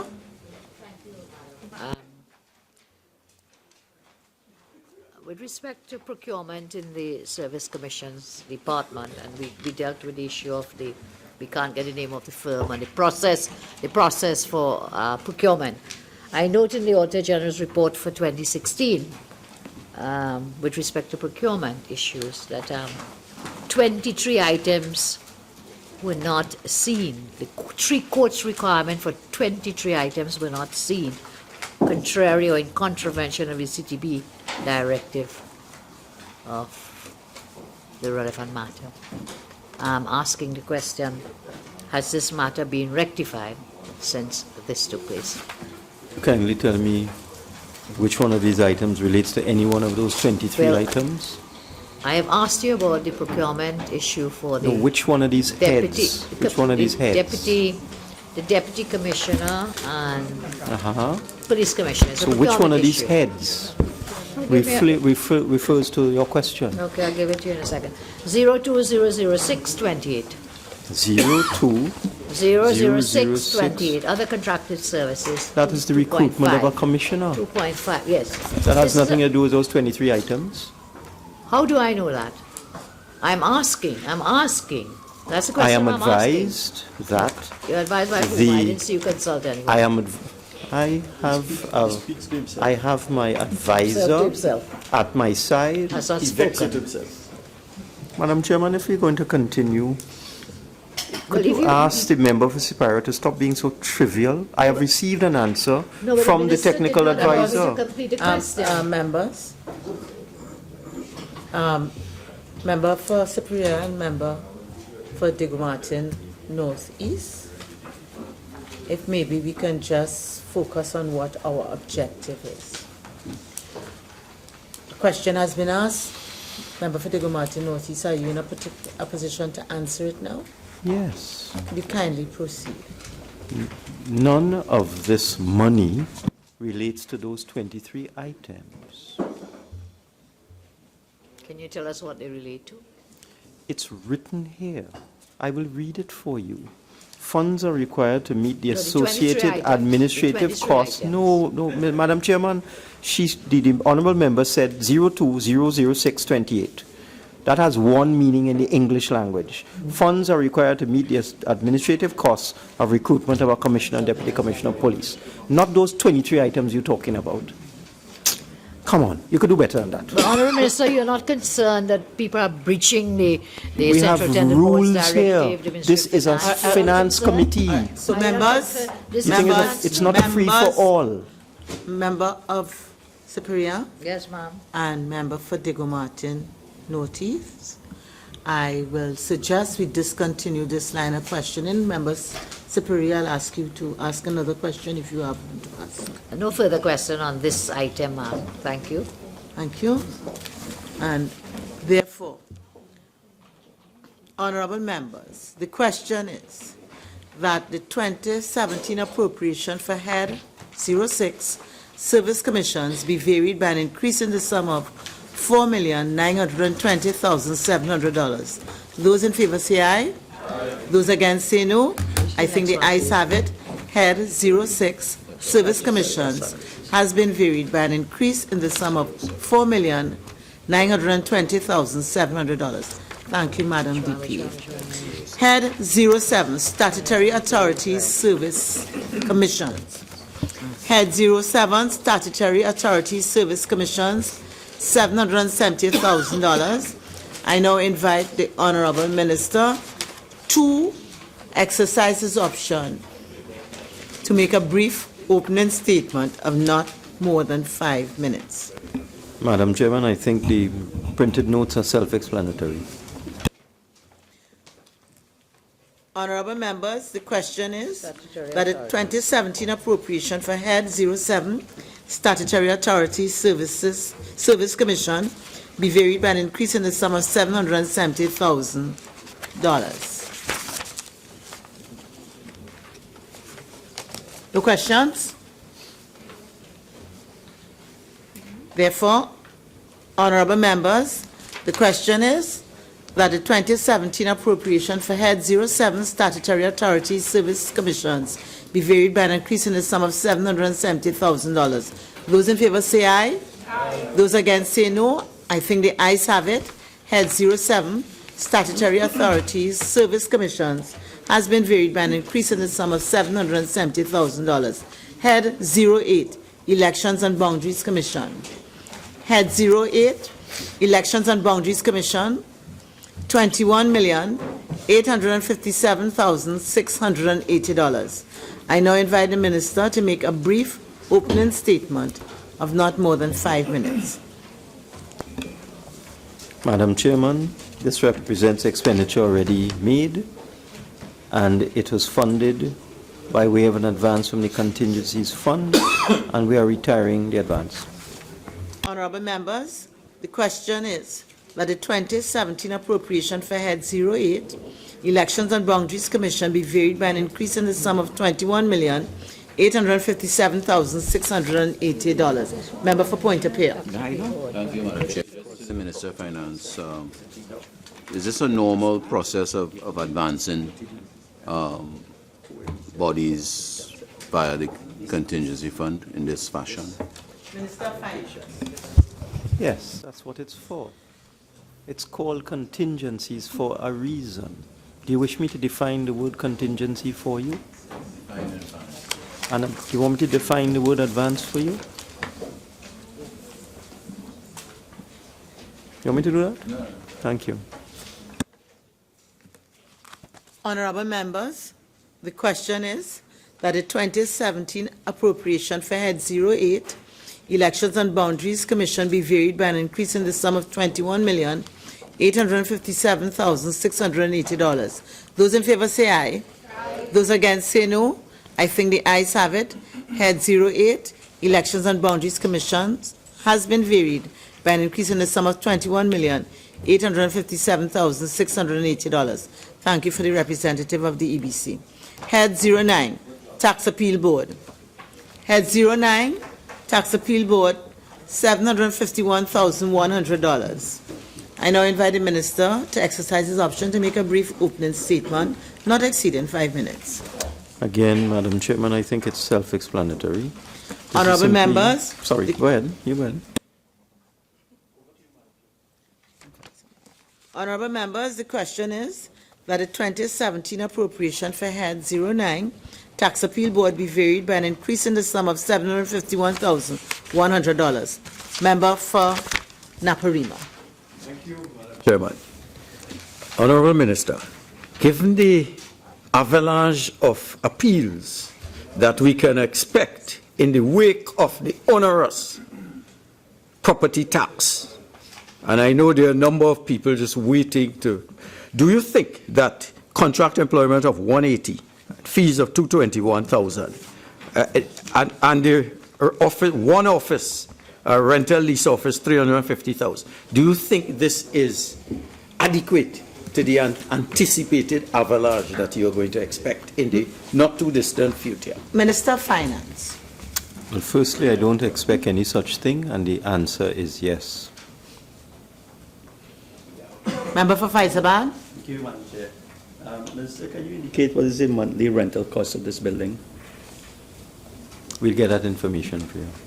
And perhaps if any consideration is being given in terms of providing government accommodations opposed to rental of a building. We will look into that. Member for Point of Peer.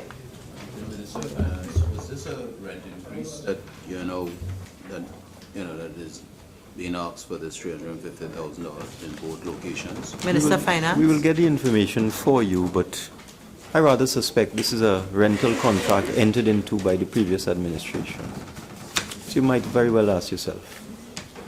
Member for Naparima. You're doing an increase. No, please. Member for Naparima. Go ahead. I'll take you after member for I could Naparima. defer to you. And after the question, Madam Chair, if this was an increase, Yes, I will get that information for you. The documentation does not speak. I cannot ask myself this. You were being interrupted by the member for Siparia. The word increase does not exist on this page.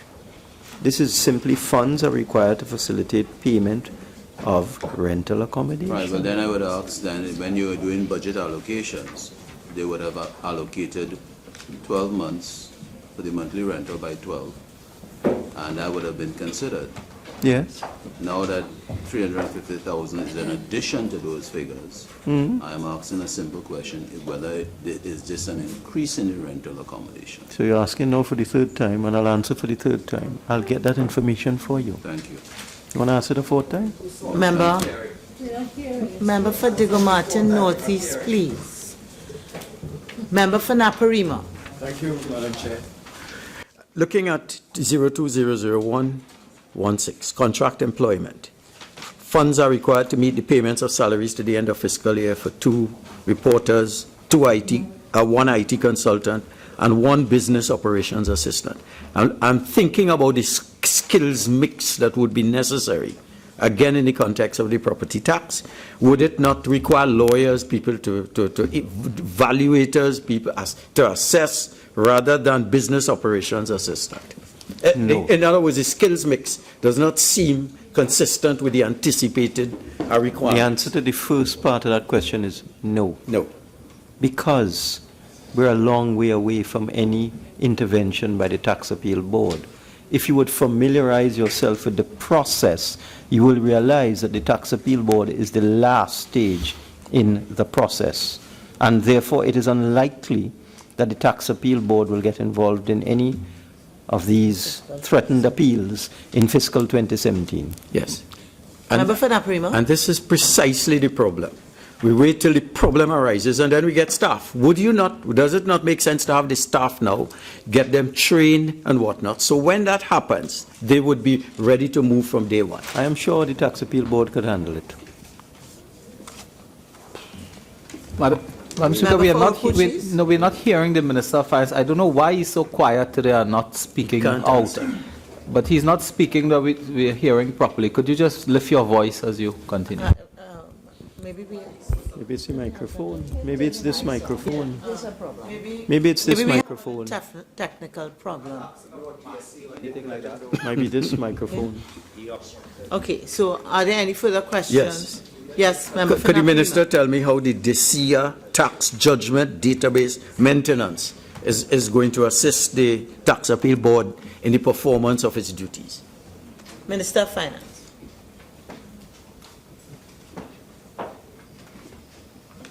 I am a bit lost. I am not the chairman of the Tax Appeal Board.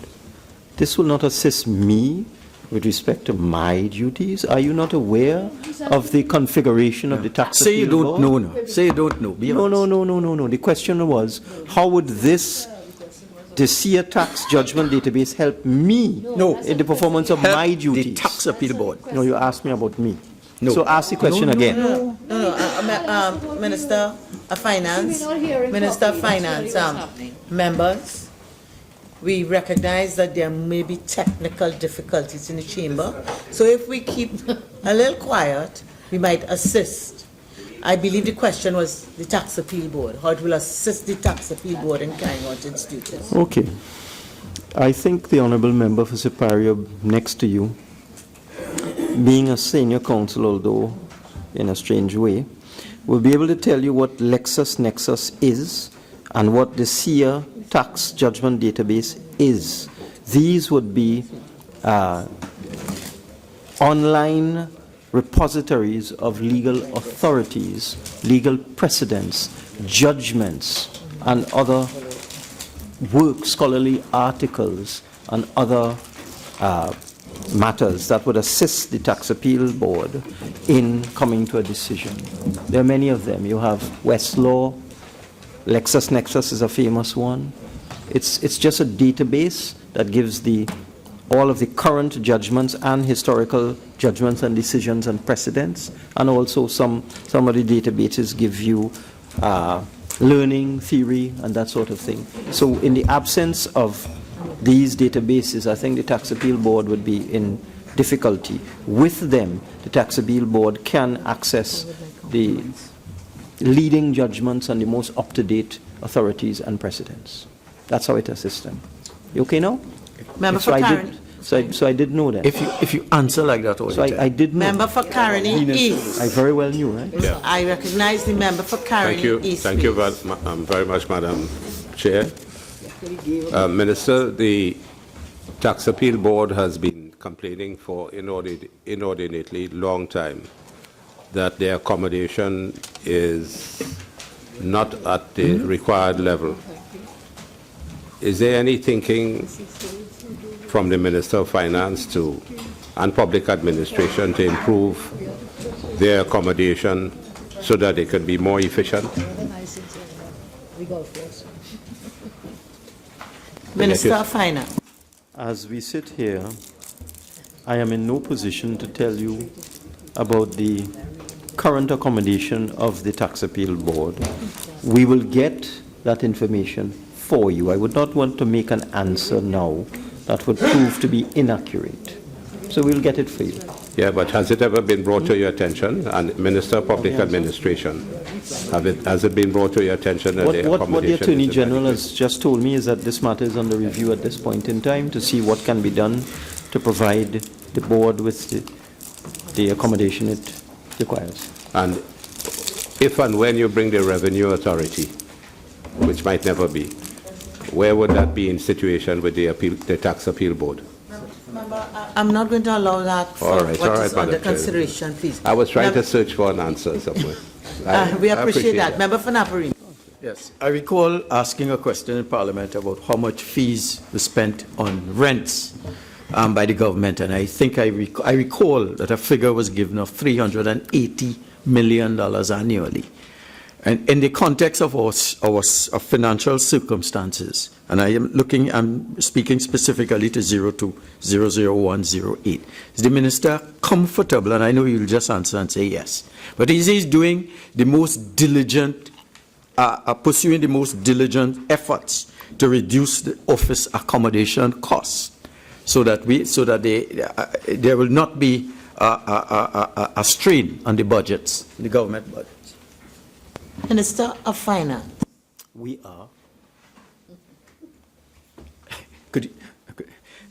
Again, referring to this, could you show by this or any other example where you have actually worked to save the money, to save these rents? We will. Come on. Honorable members, the question is that the 2017 appropriation for Head 09 Tax Appeal Board be varied by an increase in the sum of $751,100. Those in favor say aye. Aye. Those against say no. I think the ayes have it. Head 09 Tax Appeal Board has been varied by an increase in the sum of $751,100. Head 11 Registration, Recognition and Certification Board. Head 11, Registration, Recognition and Certification Board, $535,000. I will now invite the Minister to make a brief opening statement. I believe of all the matters before us, this is the most self-explanatory. The question is that the 2017 appropriation for Head 11, Registration, Recognition and Certification Board be varied by an increase in the sum of $535,000. Member for Couva South. Chair, just to find out from the minister, is there an increase in the number of board members? That is why there needs to be additional monies. Well, I'm at a bit of a disadvantage because just like the Tax Appeal Board, I do not have the benefit of one of the officers attached to this board. So I will get that information for you and you'll have it in time for the debate. Honorable members, the question is that the 2017 appropriation for Head 11, Registration, Recognition and Certification Board be varied by an increase in the sum of $535,000. Those in favor say aye. Aye. Those against say no. I think the ayes have it. Head 11, Registration, Recognition and Certification Board has been varied by an increase in the sum of $535,000. Head 13, Office of the Prime Minister. Head 13, Office of the Prime Minister, $2,550,000. I now invite the Minister to make a brief opening statement, not exceeding 5 minutes. This money, Madam Chairman, is required to pay for a strategic threat assessment project.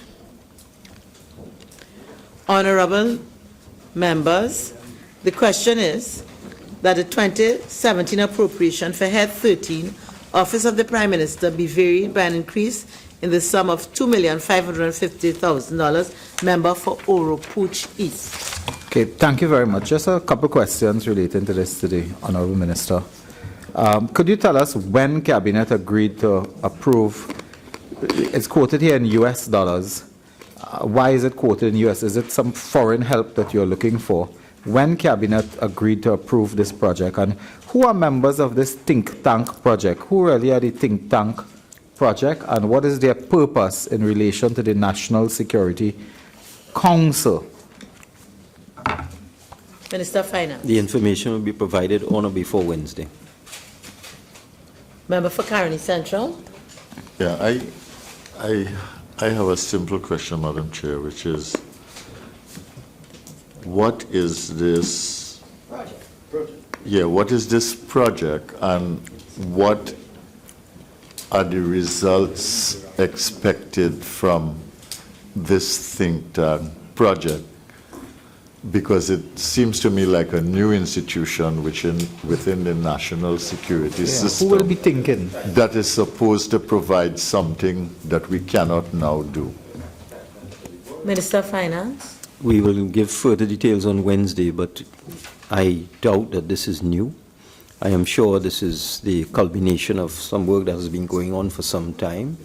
And the notes indicate it's aimed at capacity building of the staff and clearly to deal with the assessment of strategic threats to critical installations, strategic threats to national security, etc. But we'll provide more information for you by Wednesday. Member for Superior.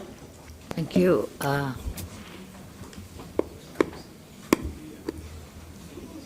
The project is a totally new project. I went through the estimates very carefully, and there is no line item. There's 09, 005, 06, but there's no 002. It falls on the multi-sectoral, which is the 005, but there is no 002. So this is a totally new project. And if it's there, well, and I've missed it, I'll be grateful for your guidance. But I did look for it very carefully because it seemed very strange. Because on the one hand, it is saying to be a think tank project. And the question is there, how do I reconcile it?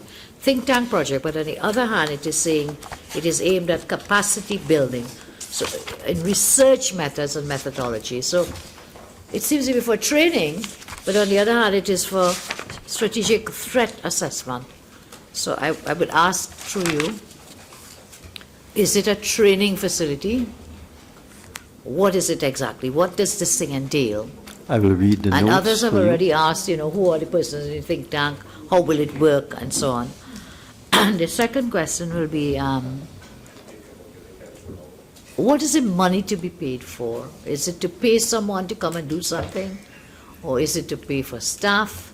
What exactly is the 2.5 million to be utilized for? People, building, lobbyists, I don't know, consultants, I don't know. You have a lot of time on your hands. You have a lot of time on your hands. Member, please. I will read the notes. The project is aimed at capacity building to strengthen the technical skills of staff in areas such as research methods and methodologies and strategic analysis. That is clear. Member. Extent of your answer? Yes, I said I would provide further details by Wednesday. I said that thrice. Yeah, you're very soft today, That is no excuse for you not listening. We're not hearing you. I mean, you've been very offensive when it's clear that people are not hearing you properly, because your voice is very low-key today. Wish me to shout? Member for Kamuto Manzanilla. Thank you, Madam Chair. I'm a little bit confused as well, Madam Chair, as to the terminology probably is perhaps incorrect, the think tank. Because when I think of think tank, I think of persons who come together to, come up with ideas and support and to brainstorm. So it doesn't state that here, and I just want to ask really, what is the purpose, really and truly, is the purpose of the think tank project? I see all of this, but it doesn't relate to the to the name. Madam Chairman, at the risk of being charged for repetition, the project is aimed at capacity building. How will it benefit the citizens of Trinidad and Tobago? Further details will be given on or before Wednesday. Member for Naparima. Yes, thank you, Madam Chair. Again, it reminds me when you're answering questions and you have no information, how you could carry on and capacity building and think tank, and etc. In your response on Wednesday, I'll be grateful if you could provide measurable improvements in our threat assessment, in our capacity building, in our ability to deal with crime, and not activities that have no link to measurable outputs that would improve our society.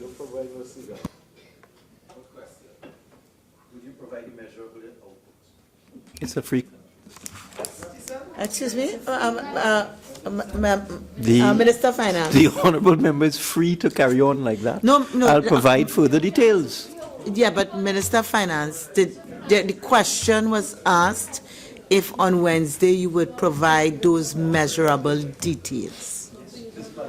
There's a lot more said than that. So I will provide the information. Yes, but all of the other grandstanding, it's a free country. You're free to grandstand. Yeah, but remember inside of here and under the same standing orders that we all refer to, that each intervention is allowed 5 minutes. Okay? To grandstand. Member for Chaguanas West. Speaker, my question was asked by the honourable member for Siparia. Okay, member for Siparia. How many persons are to be trained? Further Minister of details will be Finance. provided on Wednesday. Yes. And how many persons will be trained? I think I answered asked that that. already, yes. I'm repeating like you are. And there was one other question. With the greatest respect to you and all of you on that side, your answer is a nonsensical answer. All you're doing is repeating, you have to put it mildly, you're just repeating the words of the minute. That is my respectful view, and you are really evading answering the question for something that is disrespectful. very ambiguous. Disrespectful. Yes, it is disrespectful because you are disrespectful in your answers. Member for Siparia, even though you said in respectful view, I know as a seasoned parliamentarian, and you can find a better word. Okay? I'm certain you can. I would like to caution all members, the day is yet still young. Really? And I would at least ask us all No, I reached pension age. to exercise some discipline, some tolerance, and some respect. I would invite any member who would like to go outside and maybe take a little walk and come back in, they're free to do so. Okay, that might help us. All right, member for Naparima.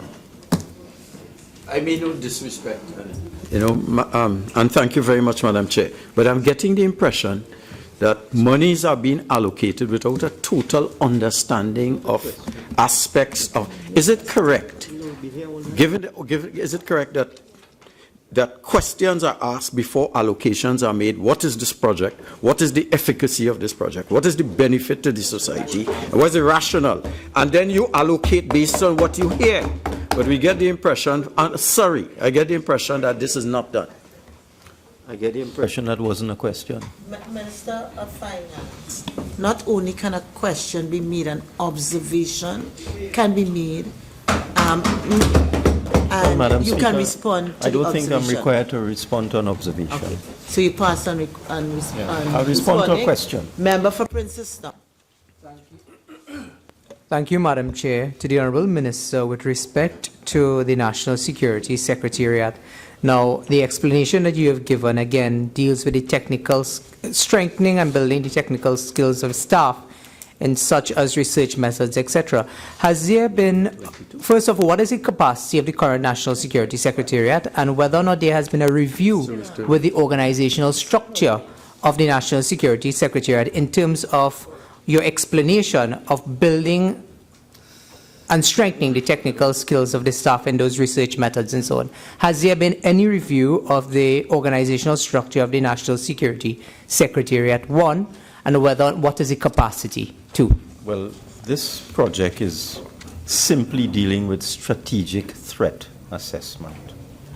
We will try to deal with your question, but it doesn't really relate to strategic threat assessment. So we'll endeavor to give you an answer within the constraints of available resources. You want to answer it? Okay. Thank you very much. This is simply a training for those who are part of the National Security Threat Assessment, which is comprised of a number of different elements from within the intelligence and not necessarily one of them, and it's pure training.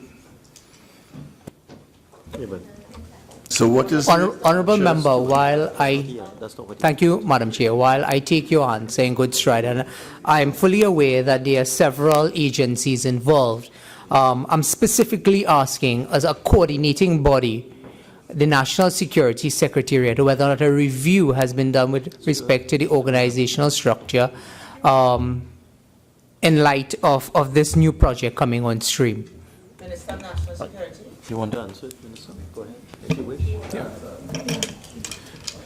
Madam Chair, the question of the Integrated Threat Assessment Center is in fact a very sensitive area that deals with an assessment of the threat to Trinidad and Tobago. The ITA comprise, the members are like Minister, the Chief of Defense Staff, the Commissioner of Police, the Director of SSA, and the various heads of divisions. And the Threat Assessment Center deals with threat that is pertinent to Trinidad and Tobago. And therefore, the question of the think tank is based on bringing into people who can contribute, including various agencies like the University of the West Indies and so on, to contribute to capacity building in the area of analyzing the threat in Trinidad and Tobago. This is not something for us to go into any great detail at this juncture, and I want to submit that, Madam Chair. Member for Caroni Central. I was just going to ask through you, Chair, the member for Port of Spain North, St. Anne's West. You know, if this is only for training, how do you explain the notion which is written here of research and methodology and think tank and so on? That is why I asked the question about whether it was a new institution meeting a need that is now not met by existing institutions. All right, I apologize. I wasn't in the chamber when the first set of questions came. Yes. I think the Minister of National Security. Madam Chair, the ITAC is not a new institution. It's existed for quite some time. Even during the last administration, as part of National Security Council Secretariat, it has always been there. The Integrated Threat Assessment Center has always been there. And what this note speaks to is building the capacity of that center. The think tank aspect is to bring various kind of expertise to bear on that. And there should be no greater details given, provided at this place, Madam Chair. That's why you shouldn't answer. It's not Member for Superior. Am I getting more and more confused with the greatest... I have a suggestion. Hearing. 1 second. The minister, on the one hand, is speaking of training. The other minister is speaking of something else, and it's just not big. On the one hand, it's training. On the other hand, it's bringing in people. And then says this has always been there. I don't doubt ITAC has always been there. What has not been there is this, the item 09005068002 has not been an item in the estimates under the office of, yes, okay, fine. So the minister, your other minister is agreeing it is a new item. ITAC may have been there. Certainly. Being a new line item, ministers explain ITAC, and yes, that's what ITAC does, and Minister for Port of Spain North is speaking about training. The two just are not gelling together. Okay, let me, as I said a short while ago, Madam Chair, through you, as I said a short while ago, I joined the chamber conversation late. What Minister Dillon has said is accurate. In answer to your question, it's a new line item. The answer is yes, it is a new line item. All that Minister Dillon has said is correct. One of the elements being utilized under this budget here is for training. Not everything is training. I retract that. It is what Minister Dillon is saying. And as part of all that he has said, there is an element of training as well. So 2.5 million is for training. of... Me? Well, what, okay, fine. So what, I know the legal. well, what are the other elements then?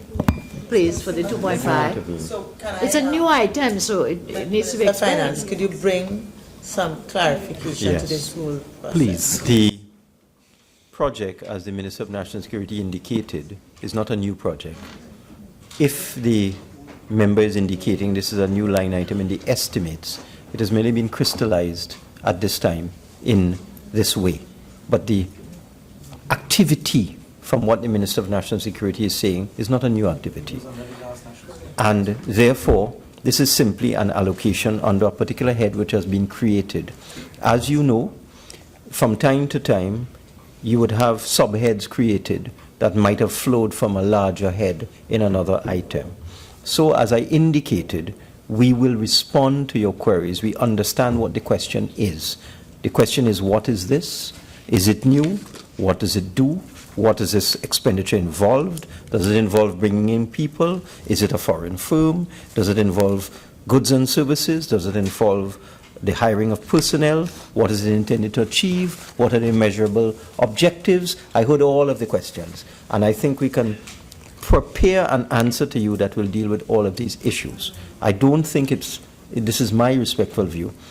Since we have given an undertaking to answer all of these questions, I don't think it is productive to just continue, asking little bits and pieces. We will provide, as best as is possible, a comprehensive explanation for this item, including dealing with whether this is new, old, existing, something happened in the past, something has just happened, why there is a line item for it at this time, how come there wasn't a line item before, why is it in US dollars, what does it involve, does it involve foreigners, does it involve locals, etc., etc. We will provide as best as we can a comprehensive explanation of this matter for you. Member for Oropuch East. In light of his comprehensive promise, I There's will withdraw the comprehensive question. questions. All right, so honorable Comprehensive members, summary of the the question is that the 2017 appropriation for head 13, Office of the Prime Minister, be varied by an increase in the sum of $2,550,000. Those in favor say aye. Aye. Those against say no. I think the ayes have it. Head 13, Office of the Prime Minister, has been varied by an increase in the sum of $2,550,000. Head 22, Ministry of National Security. 22 million. Head 22, Ministry of National Security, $149,491,000. I now invite the Honorable Minister to make a brief opening statement, not exceeding 5 minutes. Thank you very much, Madam Chair. Madam Chair, the Ministry of National Security has 9 divisions, including the General Administration, comprises roughly about 20,000 persons, inclusive of military and paramilitary personnel, both within the established rank and contract position. Madam Chair, National Security deals with providing the relevant security to the people and the territory of Trinidad and Tobago. In doing so, one of its mandates is to ensure that it provides the necessary, not only strategic and policy direction, but in fact the necessary tools, equipment, and technology for the agencies of national security to do their job effectively and efficiently. And it's based on that mandate to provide those things that the Ministry of National Security, in looking at its budget expenditure up to this point, requested an increase in the estimate to the tune of $149,491,000. And basically it's within 2 areas, Madam Chair. One with respect to recurrent expenditure to the tune of $22.6 million, and the development program of $126,891 million, Madam Chair. Honorable members, the question is that the 2017 appropriation for Head 22, Ministry of National Security, be varied by an increase in the sum of $149,491,000. Member for Caroni East. Madam Chair, through you to the Honorable Minister. Is there anywhere in this there is the element for the back pay for members of the National Security Services that was promised by the government? Minister of Finance? No, No? we paid it already. Okay. And is there any element inside here for payment to the family of officers who have been murdered? Minister of Finance? No, there is not, but I can tell you that there's no need for an appropriation for that because the Commissioner of Police, which is the head that matter falls under, the Commissioner of Police has his own head now. This has been the situation for some time, many, many years, including all the years that you were in government. The Commissioner of Police recently sought the approval of the Minister of Finance for environment to provide funding for the payment of compensation to officers killed in the line of duty, and I approved the environment, and the police commissioner announced it. All right. The question on the CCTV system. The CCTV system has been installed generally by TSTT over a number of years. Yeah. Could the minister state who runs the system? I know it's a matter of national security at times, but the ICT professionals assigned to the CCTV, whereas it is managed by TSTT in terms of its installation and maintenance. Could you give an explanation of this issue? What I can explain is that the ICT professionals referred to in this note work for the Ministry of National Security. Member And for is there any relationship with those personnel and the personnel who look after the maintenance of the CCTV cameras nationally throughout Trinidad and Tobago in terms of assisting in helping to... These individuals are operators. The system is provided by TSTT, the hardware. Sorry, I missed that. The hardware Yes. is provided by TSTT. These are operators who work for the Ministry of National Security. And maintenance as well by TSTT. The hardware and all of the aspects associated with the hardware, inclusive of maintenance, are the purview of TSTT. All right, okay. Member for Oropuch East? Thank you. Through you, ma'am, to the Minister, maybe of National Security. Could the Minister indicate to us and give an assurance, because I'm not sure you'll have the information with you now, the list of those international affairs officers, their names, at which diplomatic mission they are located, their scope of work, and yeah, just remind us of their scope of work, the list of names of international affairs officers, and at which diplomatic missions are they located, and salaries and allowances provided. We will provide whatever information is safe within the confines of the national security system. Member for Could I- Oropuch East? Could I just make a query there? Now, an international affairs officer at an overseas mission, New York, Toronto, London, wherever, are you saying that you will not want to provide the name of that person, their terms and conditions of employment, scope of work, or on some ground of national security? We'll provide whatever information is safe to provide. Member for Naparima? Thank you, Madam Chair. I recall at when we discussed the budget debate and we went through the line-by-line item, the minister indicated, we noted that there were cuts to a number of programs that dealt with at-risk youth, in particularly males. And those programs included like the Police Youth Clubs, the Cadets, MILAT, MIPAT, Civilian Conservation Corps. So I got the impression that monies would have been reallocated to this, what I call preventative measures to help our youth steer from crime. I see nothing. Which line item are you on? I am on all the items. You can't be with on all. respect. You have to be on one. Which one are you on?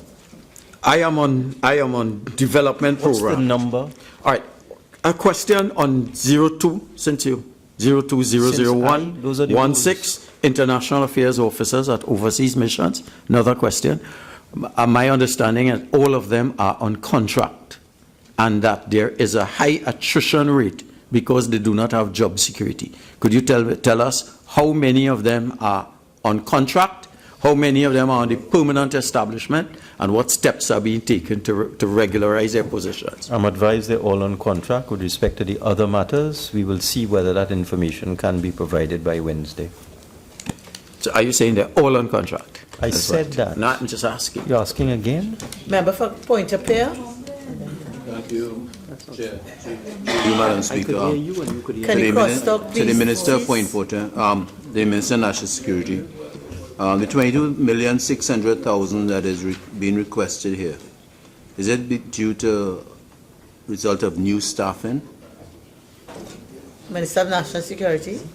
There is a combination of both, the existing contract position, and also there's a projection for new staffing for areas such as, and I can give you some examples, we are bringing on stream the Electronic Monitoring Management Agency that deals with the electronic management bracelets and so on. So we've hired a deputy manager. They are now recruiting staff who will be on contract position. The DNA custodian unit, for instance, will also have contracted positions. The monitoring and evaluation unit of the Ministry of National Security also would have contracts. So they are basically as a combination of existing and intended that fits within the remainder of the fiscal year. Units that are coming on stream. Member for Superior? Madam, I had another question, but based on what the Honourable Minister said. The 22.6 million is for those three items, but you have just mentioned that it's for some other positions. Those are what we, as referred, those are the critical areas. But they, as I said, they also build into that areas, units that will come on stream before the end of the fiscal year. As I mentioned before, the electronic monitoring project is coming on stream. We already hired the manager. We hired in the additional staff to staff out that unit. The DNA custodian, DNA unit is also coming on stream before the end of the fiscal year. So we also hiring staff to fill out those units. So there's a combination of existing shortfalls in the critical areas mentioned here, but also there are others. Others coming on stream before the end of the fiscal year. Sure. And how many persons are we speaking of here? I can provide that figure for you between now and Please clarify by what you mean by here. Yeah. How many contract officers would this money pay? Fine. 22.6. So the legal and project execution, international affairs officers, and ICT professionals. No, but the minister is now saying that there are other areas. But we have to deal with what is before us. That's what I thought, but the minister is saying that otherwise. is a fact. Minister It is saying says, I know that, but it says that this 22,600,000 is to meet the shortfall in these critical areas. Okay? That's what the document says. If there is other information that should be provided, we will provide it. But I have to go on what is written here. No, wait, please, Madam. Member for Superior? So I must disregard what the Honourable Minister has said, that these other areas will not be paid from this money.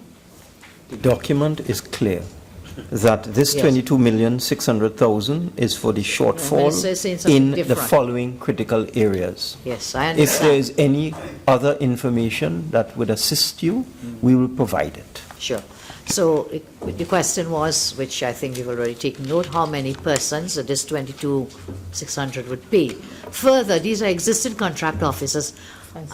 What is the nature of their contract? Is it on a month-to-month basis? I guess it would be a mix. So how many would be on month-to-month and how many would be on a fixed-term contract out of this? We will provide the year? information. I'm told it's all fixed term, but if there's any further information that is required, we will provide it.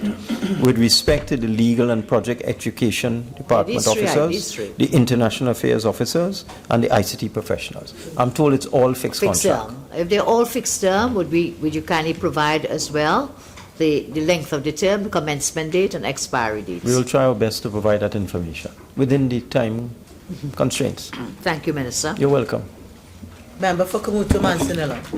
Thank you, Madam Chair. For the positions that are identified here in contract employment, the Legal and Project Execution Department, IA, ICT, could you tell me how long have they been employed? Is this how old is this contract? I believe that the member for Siparia asked me when was the start date and when was the end date. I believe if we answer that, you'll get the answer to your question. If it is current, I would like to know what is the, what were the, when they were recruited and the I believe when you get the commencement date, you'll know when they're recruited. I think so. I think it flows logically. Okay. Member for Caroni East. Yes. Are you on the development program 09005 under that same heading, Madam Chair? Or not yet? We could be anything under head 22. All right. Okay, I want to ask a question on the development program. Could the Honorable Minister indicate what is the total cost for the construction of the National Operations Center? What percentage has been completed? This head is dealing with payments to Huawei. So you will get an answer with respect to Huawei if you ask a question about Huawei. Hold on, it said National Operations Center Construction Project, 108 million. So it's construction project I'm asking about. No, but the explanation is given under member. Okay, well, I will ask. How much is Huawei charging for the construction of the project, and how much has been paid to them so far? The question is, what is the cost of the Huawei contract? Yes. And how much has been paid to Huawei so far? Yes.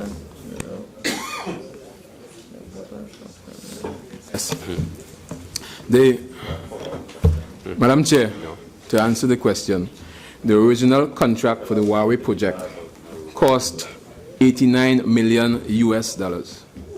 To date, we have paid $59,918,511 million US. And this project started in 2014, Madam Chair. And I want to say that the project, when it started, although it had received the National Security Council approval, it was discovered that there was never cabinet approval for the expenditure. And therefore, that is being rectified by this government. Notwithstanding, we have paid more than 50% of the total amount thus far. Yes. I'm reminding you that I reminded the other administration that they did not have the necessary cabinet approval for the expenditure. They did not. And so we are rectifying that now. And so it's not the same. Member for Faizabad. 0050605, the Digital Public Safety Communication System, which speaks on an expenditure of $18,563,000. Can I ask the Minister perhaps to shed some light on what the system is and the purpose of it and how it's going to benefit the citizens? Definitely. Madam Chair, the Digital Public Safety Communication System, it's a communication platform that's been provided through Harris Corporation. The contract started in 2012. In 2012, based on the aging system that existed at the time, and therefore provided a new 999 dispatch center, new digital fully encrypted capabilities throughout not only the Trinidad and Tobago Police Service, but throughout the agencies of national security. And therefore, there is now a common platform using the Harris communication system network through Trinidad and Tobago Police Service, Trinidad and Tobago Defense Force, the Strategic Service Agency, across the agencies of national security, so that they can communicate in an interoperable manner. Yes? So, in practical terms, they can communicate across agencies. The platform is the Harris Corporation's platform, Harris Network. It's a new system that was developed, digital system, before we realized that we had the analog system. And therefore, the agencies that different kind of system weren't able to integrate. What the system done, as I mentioned, it started in 2012. What the system does is give us the ability to communicate across agencies, with also the capacity to add other agencies, not only within national security, but across the government sector. Right? To give us that kind of capability. The outstanding amount to that is, in fact, 2 more milestones payment to the tune of $2,651,000. Giving you a total of $18,563,000 to close off that contract at this point in time. Member for Caroni East. Is this a system which is being used to monitor private citizens' telephone calls? That's it. Minister of No, I'll answer that, no. Then if not, what is the system that we are paying for? If it's not the Harris and it's not the Huawei system? Member, we are dealing with 09005 06G005. What is your question with respect to that item? Yes. Could you please elucidate? With respect to 09005 06G005. You're purchasing for with Huawei telecommunication equipment. Huawei is not that item, 09005 06G005. Which item are you referring to? I am asking on the development program on the telecommunication equipment. Which item? 09005 06F010. F010. Where it says supply and installation of telecommunication. That's the first one. You're Yes. going back to Huawei. So what you want to know about Huawei? I want to know which telecommunication system is being used for monitoring private What does that have to do with this telephone head? call. Is this the Huawei system? What is this head? Or is it the Harris system? I have already told you that this system, under this head, is not being used to do that.